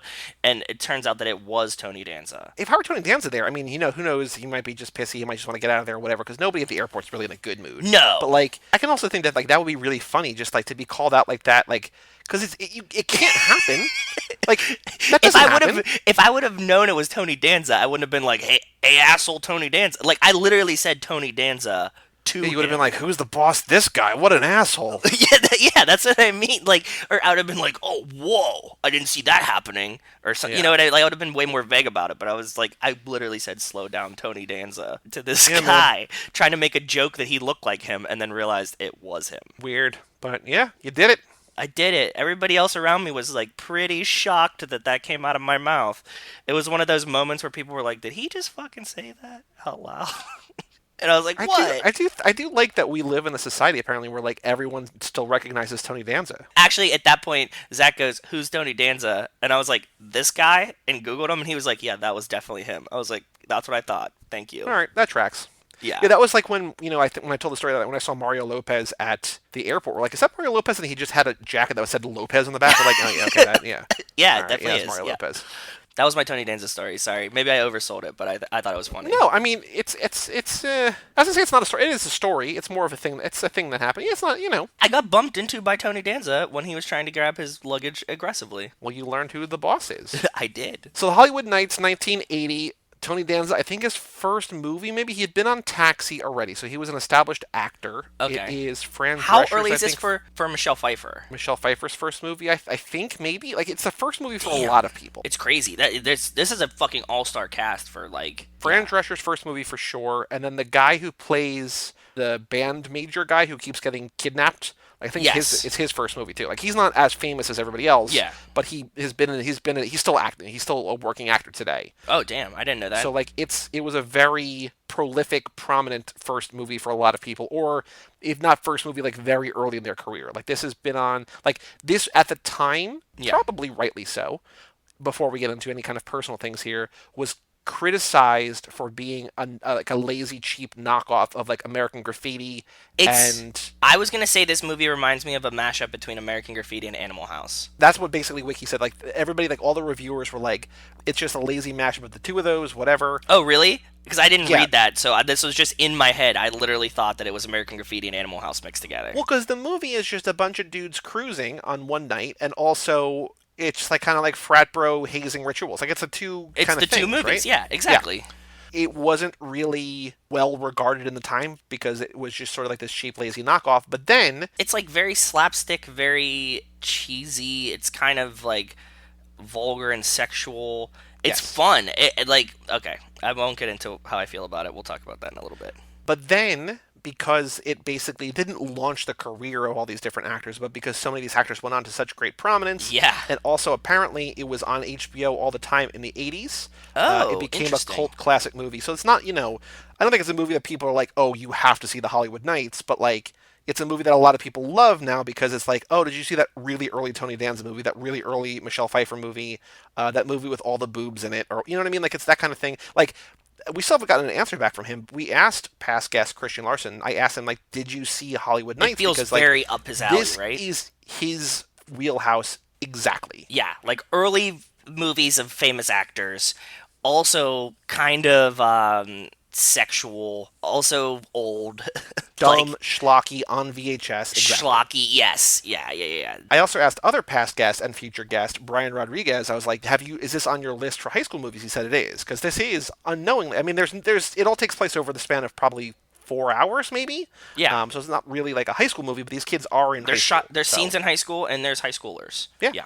So so Joe, time to reveal. Did you like this movie that Nick Burris made us watch? I fucking love this movie. It Okay. is a blast. I think that it is so much fun. My father called me, but in one of these like rants that he does, he would call me. He was like, and he like just doesn't shut up. And I was watching it, and I was gonna ask him if he watched it. And he was like, "These are all the things I need to tell you." Bye, and then hangs up the phone. And he likes to do this to me a lot. He'll just call me and be like, "Hey, I have this awesome thing to tell you." And I'm like, "Okay, cool." And he just like rambles for 5 minutes, and then it's like, "Okay, I'm busy at work now, gotta go," because he's like at the shop. So, but I loved it. I think it's a lot of fun. I want to know if he saw it. I think this would have been a fun movie to like watch with your dad. This would be like a movie like when you were like 15 or 16 and your mom like wasn't home. Your dad would be like, "Hey, let's watch this movie." Oh, I had definitely a different experience with my dad in that. Like, not that we wouldn't have, but I would have been like, "Oh, I don't want to watch this to you." Like, that's not the experience that I would have had with him. I know, but I'm saying like it would have been a really cool dad moment. You know what I mean? Sure. Like Yes. you'd have been like, "Hey, check out this movie," and there'd have been like, it turns on, there's boobs in it, and, like your dad doesn't flinch, he doesn't look at you. Like, it's okay. Well, yeah, because remember at the live 100th episode of High School Slumber Party where we were supposed to keep it PG and Larson immediately starts telling stories about, like, being a horny high schooler and, like, looking for boobs or whatever, and, like, he watched Yes. Fast Times and he, like, finally got to boobs and it was awkward boobs. Like, you watch this movie for, like, what, 4 minutes? And there's, like, just lots of naked women. It's just like, oh, Lots like, of naked immediately. women. Part of the plot is that these guys are, like, horny teenagers. Yeah. And they're just, like, trying to do, like, pervy things the whole time. They're creepy, but, like, everybody else already knows it. So they're like, oh, yeah, it's just these guys are just, like, super creeps. And, like, they're gonna do this stuff all the time. Nobody seems, like, really, like, miffed by it or, like, upset. And it's all kind of gentle, right? Like, he's just like, what does he do? Like, he records them while he's in, like, the girl's bathroom. He, like, Yes. tries to take the, like, photos of them. This movie would never come out today because this No. is such an 80s movie in every way. Yes. There's so many Yes. things about this movie that you could point to as problematic. The boys, from beginning to end, do almost exclusively creepy, pervy things. Yep. But also the girls, like, play into it by, like, parking in an open field and getting dressed, like, changed with no cover. Like, it's written in a way that's just like, let's see boobs, but if you're taking these characters in this world at face value, it's like, yeah, the boys are being gross, but, like, the girl should go somewhere more private. Although, Yep. to that end, like, they're in a private bathroom and the guy's in the stall. Like, it doesn't exactly track, it doesn't exactly correlate, but, like, in this world, everyone is dumb. And, like, this movie is incredibly dumb. I think that this movie is one of the dumbest movies I've seen in a very long time, and I still had so much fun with it. Like, I don't think it's Yes, good. really? But, like, I really enjoyed the movie. I'm not going to watch it again. I would watch I had it again. I had it on the background muted here tonight while we were recording the early part, but, like, it's not like a movie that I'm going to die. Like, this is not my favorite movie of all time, but, like, when you said, I don't know if you're going to like it or not, I was like, well, I watched the first 10 minutes and, like, I don't know what I was expecting. It's but zany. It's just goofy and it's just dumb. But there's good jokes in it. It's not, like, dumb. I liked it because it still had fun jokes in it, to the point where, like, some of these dumb movies are just, like, they're just dumb and they're bad. Like, the acting is good. The people are trying in this. There's a lot of good actors. The movie still feels fun, even though it's so dumb. And there are funny ways that they interact. Like, there's Dudley, who's played by Stuart Pankin. That's his first movie. That's the other guy I was trying to say, Yeah. right? On Brian's podcast, he has 3 awards now that he gives out. There's, like, the Spicoli Award or the Wooderson Award, where it's like, what character from this movie do you want to see more of? Like, Okay. what character stole your heart? Like, which one, like, some side character or whatever. So, like, Spicoli in Fast Times, Wooderson in Dazed and Confused, like the Matthew McConaughey role. Like, they're so good. They're stealing every scene they're in. I want more. Yes. Then he has one that's a Long Duck Dong Award, which is like, if this movie was remade today, who would they cut out? Like, what is problematic about this movie? And then the third one, and this is what I messaged him in our chat with him, was the Cameron Fry Award. It's like, which of these high schoolers does not look like a high schooler? And in this movie, it's all of them. Like, none of them look like they're in high school. I think partly because it's just a different fashion sense, but also partly because, like, Dudley, Stuart Pankin, who was supposed to be 18, was 33 years old when they made this movie. So, like, Makes sense. It's not even close. But what I love about that character is the weird dynamic that he has with his mom. Like, he's such a nerd, but, like, in the end, he, like, triumphs, but in the between, like, he's okay. Like, there's this weird habitualized abuse. Yeah, it's very problematic, but it's also like, hey, I got to see some boobs tonight. Like, here's my costume. I'll just get in the trunk. But, like, thanks for the beer, and I saw some boobs. Like, things could be worse. As much as they're tormenting him, they're not, like, bullying him. Like, they torment him, but at the same time, they're like, they tie him up, but they're like, or like, get in the trunk, but they're like, here's a beer, drink a beer too. You know what I mean? So it's like, it's always like in fun, and he knows that, like, he's still friends with them, right? Like, they're not like enemies. By the end of the movie, so the plot of the movie, or one of the plots of the movie, is that there are 4. Okay, so this movie comes out in 1980. Yes. It's kind of parodying, lampooning, or paying homage to whatever 1950s car culture. The movie is set in 1965. One of the characters is about to go off to Vietnam, and Yes. there's that whole fear for, like, one character and no one else. Yep. One of the main plots of the movie is that there's, like, these 4, I guess, high school kids that want to join this town car club, Which is like the a Hollywood gang. Nights. A very Yeah, a gang without the negative gentle- stuff. It's just like, you wear gentle jackets and you gang. have cool cars and you just hang out and you cruise for girls, right? Yes. And so there are 4 of them that want to join, and, like, this is a down year, and, like, it used to be more popular, and maybe it was popular in the 50s, and now it's not, and whatever, but they take these 4 kids, they put them in the middle of nowhere, they take all their clothes, they give them each a spare tire. They call them pledges, too. Yeah, and they give them like a checklist. They're like, you have to do this, do this, do this. You have to get a request on this radio station and get back to this drive-in, Tubby's, which is this is the last night. It's going to be closing tomorrow for good. They're knocking it down to put up housing. You need to do all these different things. And if you do all this stuff by 2 a.m., you can be in the gang. And so it's like this brutal night of hazing for these kids, and it's a brutal night of hazing for Dudley. It just doesn't frame like that. But at the end of the night, Dudley is in the gang, and like even then, like he's one of them. Like they're probably still gonna give him shit, but like he's now one of them. Like he's part of the crew, and like for this terrible night, it works. Like he gets the redemption. Like he gets the payoff. Yeah, and at the end he's like I'm gonna stay out and party with them, and he was like the nerd who's like going to college on a scholarship and everything. So it's really awesome. In a movie where he easily could have been just really, really bullied, it seems way more genuine and complex than that. And like the way that I mean, if you want to use the word bully, like if you want to say that they bully him, which you probably could easily argue, but like you definitely could. The way that they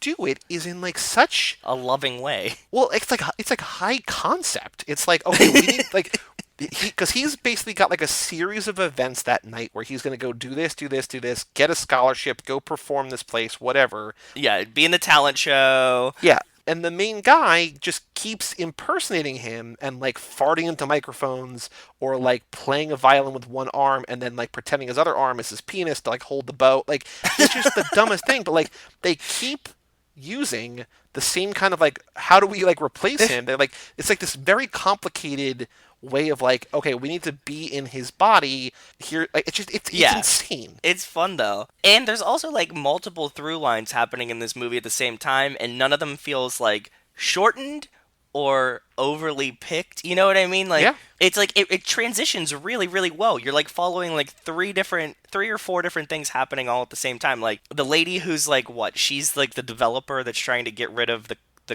drive-in that they all hang out in. All she's doing is trying to cheat on her husband all night, and like the same scholarship kid keeps ruining it. But that's the other thing, like, and I'm glad you mentioned that, is that like, yes, there's a lot of like weird sexualization and like a lot of, things are problematic or whatever, but like in this movie 100% of the people are horny.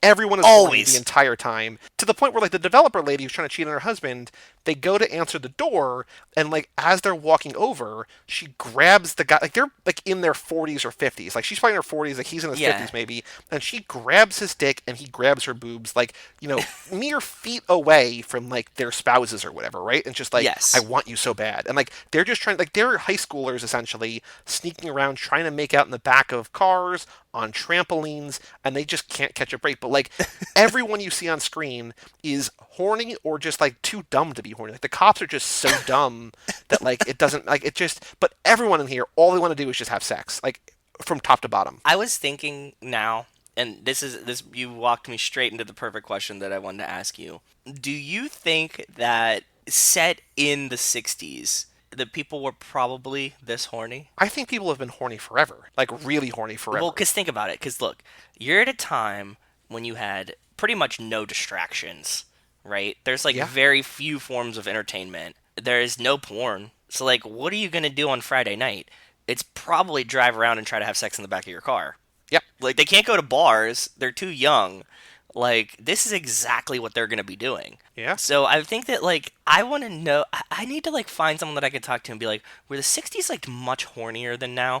But you also need someone that's... It was also the era of free love. Like, we know historically, like, it was, like, summer 69 and stuff like that. Like, it was a time where just, like, I think there were two very distinct classes. I think this is mostly, we're seeing the one, like, there's the staunch, uptight, conservative, like, we're going to live good Christian values or whatever. And then like everybody else, you're just like, let's just do drugs and fuck.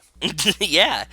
Man, I love it. I have a question for you. Did you catch, and I don't even know if, I don't know that there are, did you catch any fast connections here in this entire movie? Because I don't know that there are. I'm sure that there are if we think hard enough, but like, I was saying to you, I was trying to take notes, and I was like, I don't know what to take notes on. I stopped like 8 minutes in. I have a really, really cool fast connection. The scene that you brought up earlier with Tony Danza in their garage, they have a big toolbox that is a snap-on toolbox. Oh. How cool is that, right? Snap-on tool. Shout out Snap-on. So I noticed that and I was like, wow, that's very fast of them to do this. Oh, they were founded in 1920. I was like, is that historically accurate? Yeah, 1920 in Milwaukee, Wisconsin. Yeah.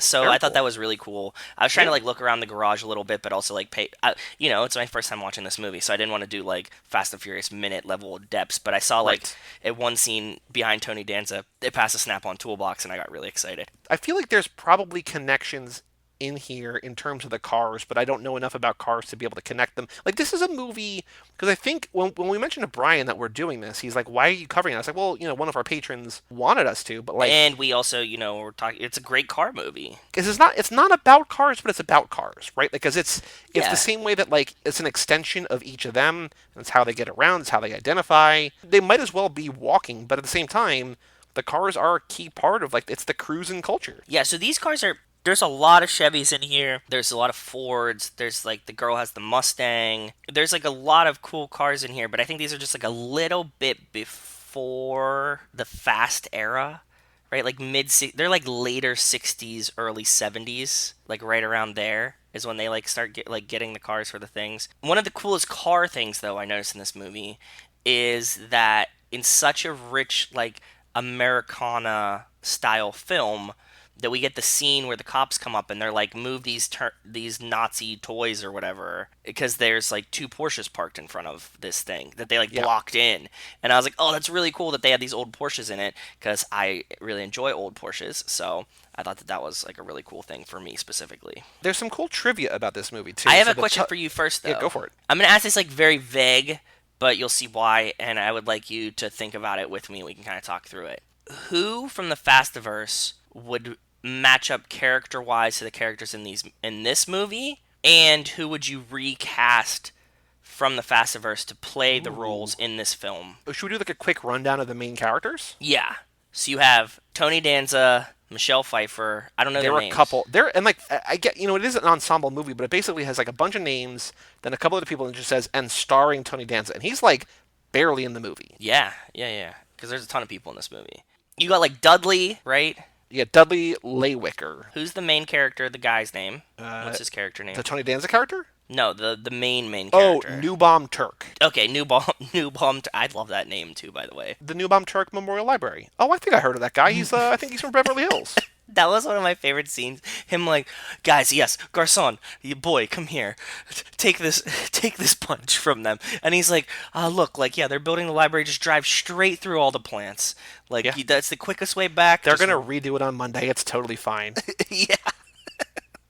Can you imagine? You're like, because if you were like delivering something and some guy came out in like a suit like this, you'd be like, I guess he looks like he works here, right? Like you wouldn't really question it. I'd be like, are you sure I should drive through the thing? He's like, yeah, dude, it's totally fine. Like that's the quickest I way mean, back. he's wearing a suit, but he's also wearing like his Letterman, his Knight's jacket over. Like it's not like he's Really? like very official. The boy he calls out is just like a kid like in a t-shirt. It's not like he's like in a suit. It's just Yeah, but I don't know. mean, yeah, I don't know. I also do love. I don't know if it's the same boy or not, but there's like the one kid who's like always smoking cigarettes. And the cops That's are giving him, him a yeah. hard time. And then like the one scene, like the most natural acting in the entire movie is when he's letting people in. He's like, "Hey, stay away from the punch. Stay away from the punch." Yeah. And then the cop takes a cigarette. He's like, "Hey, try the punch." Like I just like it's like such an obvious joke, but like the way that he did it, I like, know. he sold it. I was like, that kid is great. I know. I laughed really hard at that. Specifically that. He was like, hey, cop, you should drink some of that punch. Like, it's just, like, so direct. Yeah. Okay, so we have Newbaum Turk, who's like the main. Okay. He's the guy who always keeps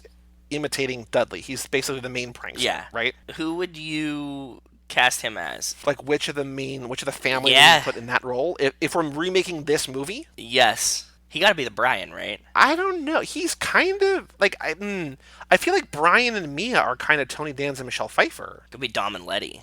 It could be Dom and Letty. I also Gotta feel be like Dom and maybe Letty. Newbaum Turk is like Sean. Sean from Tokyo Drift? Yeah. No. Which he has to makes be Fran Roman. Drescher If Neela. anything, he's Roman, right? Maybe. I mean, I think he's more capable than Roman. I don't know. Like, and that again is the evolution of Roman through the series. Yeah. I don't know. Do you have an idea? Do you think it's Roman or do you think it's Brian? It's Brian. Okay. It's just like a more silly Brian. Okay. Who else So then do we we have got? so we have Tony Tony Danza and Danza? Michelle Pfeiffer. That's Dom and Letty. So Fran Drescher is Mia. Yes. Is Fran his sister in the movie? In this movie? I don't know. Nobody really has last names on. I'm looking No. on Letterboxd right now. Also, by the way, I did not know that I was going to have the biggest crush in the world on like 23-year-old Fran Drescher. Like, oh Dude, my she's a god, babe. Yeah. she's beautiful, She's and she's gorgeous. adorable, and she's fun, and she's a good actor in this. And like, man, oh man. Her voice hasn't hit the Fran part, the I mean, nanny. it has a little bit, and that's what we were No, talking it's about that. close, but it's more of like an accent than like a screech that she like embellished later. Who are the cops? Is that Bilkins and Muse, Bilkins and Tanner? No, no, it's like Mr. It's Nobody. Rico. No, it's Rico and Tego. Oh, Yeah, that's that's it. good. Yeah, there's like a bathroom scene and everything. Yeah. Yeah, that's fair. I like that. Anybody else that we want? I guess the recruits are just whoever, kind of, right? They would be like the children when Tej breaks the ATM and sprays all the money into the street. Okay. That's the closest I can get to it. Who do you think the zoning lady? I don't know what her official Oh, title like the is. older couple. Yeah, who would they be? So they're the law, but they're also like fun. Like it's almost like Mr. Nobody if he had a girlfriend or like a bang buddy. You know what I mean? Yeah. That's not a quite. It's not a good comparison. It's not a good direct comparison. And I don't think anybody is Hobbs or Shaw. Nobody's like actually officially authority in this movie. Like that's the problem is that like there's a lot of people in this movie, but like they're all essentially versions of each other, or like they're all just like caricatures. Of, like yeah, Oh, these are so the who's dumb Dudley? guys. That's the last one. Dudley, like the victim of everything. He might be Roman. In the doofy one? Yeah. Yeah. Maybe.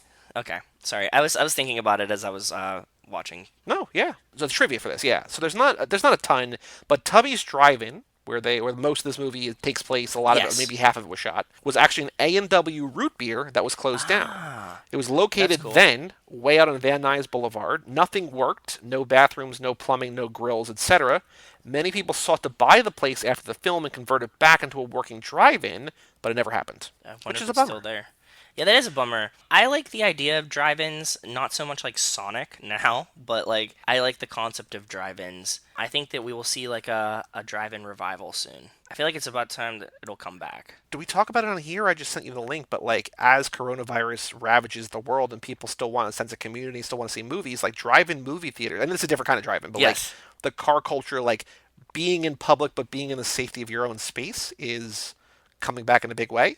And That's I can awesome. totally see like that next thing of like drive-ins where it's like it's basically curbside pickup, but just like still a sense of community. Yep. And it's not exactly, but it's kind of. And there'll be like tables if you want to get out and sit at a table, but like also you can also just sit in your car. That was the other thing that I wanted to say. This movie is very conducive to car horniness because cars were so much bigger. Yeah. Like that's something that like we don't factor in. Like he even mentions it. He's like, "Oh, damn it! I wish we still had your Pontiac or something." Like at one point, dude, do you see how much space they have in these back seats? Like, can you imagine trying to like make out in your back seat right now? No, it's terrible. I mean, I can't even imagine sitting in my back seat. Yeah, it's like barely comfortable to sit. And they're like pushing the chair up and there's like taking pants off and like all this room for activities back there. Yeah. And I'm like, damn, those were the Truly days.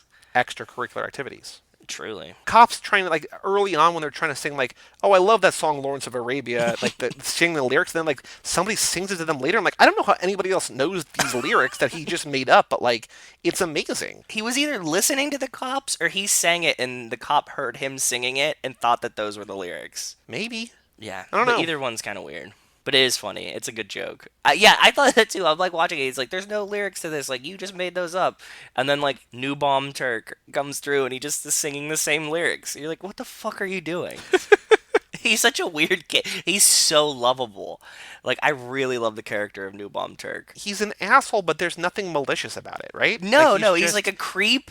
He's like an asshole. He's like a bumbly idiot, but at the same time, it's like he's still having fun. Like he still makes everyone laugh. You know what I mean? Like he's still like a clown. yeah. Is there anything else you want to say about Hollywood Nights? You can't stream this for free anywhere. I think you can rent it in a bunch of places for a couple bucks. It's out on Blu-ray. I think this is way worth a watch. If you like stuff, if you like Animal House, if you like American Graffiti, if you just want a really dumb, silly movie to pass some time during this, this was a really fun movie Definitely not for kids. It's tasteless in a tasteful way. Like I don't know how else to describe it. It was just really fun. I'm glad that I finally watched this, and I really thank Nick for picking this one because it was a blast for me. Like, I think that if you listen to us talk about this for the last half hour or whatever, and you're like, I don't think that sounds like a movie Good that at I ever want to all? watch, Yes. don't do it. But Don't do if it. you think it's one where it's like, oh yeah, like I could just turn my brain off and just like I'm not going to be offended by like absolute lack of agency for like every female. Like it's just like if you don't mind just like thinking about like this movie is 40 years old, it's a different There's fart time. jokes. It's a bygone era. It was never meant to be high art. No. And this is coming from me who like very easily could have like hated this That's what I was saying. entirely. Yep. And I just, I feel like it's the kind of thing specifically that we kind of Place need and setting. now. Yeah. Yeah, but like if you put into context that like this movie wasn't made yesterday, like it was made a very long time ago, and it was just stupid and gross then, it's still that now, and because of how long ago it was made, it's also like they couldn't push the boundaries to make it worse, so it's kind of in this like almost wholesome place for Yeah. it being such a tasteless movie.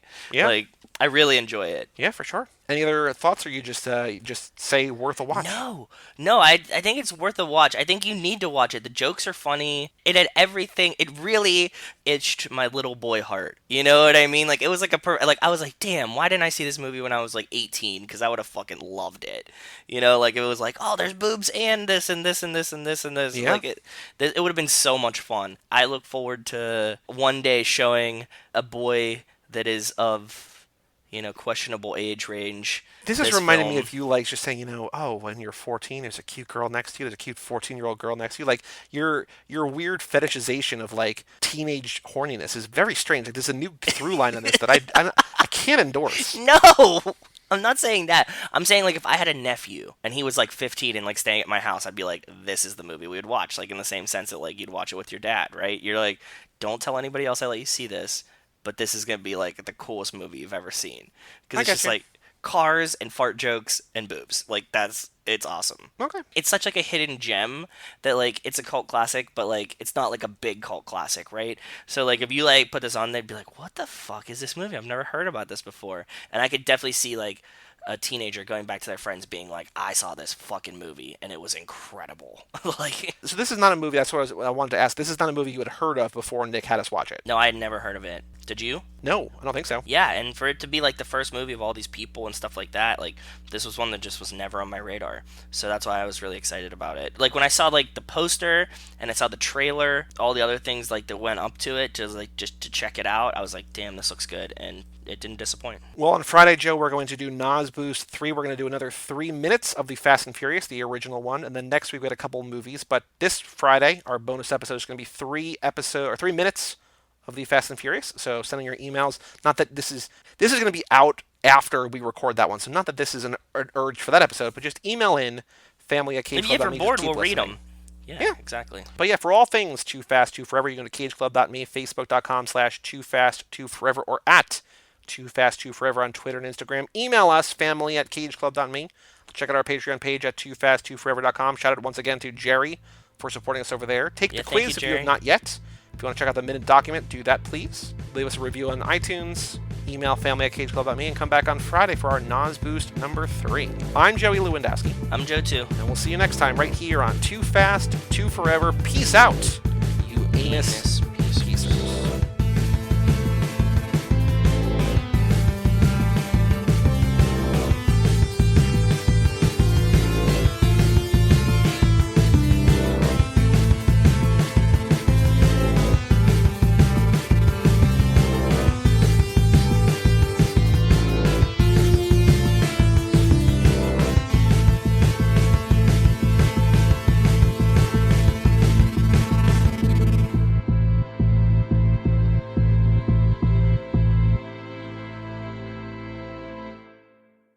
Food all over the place. What was it called?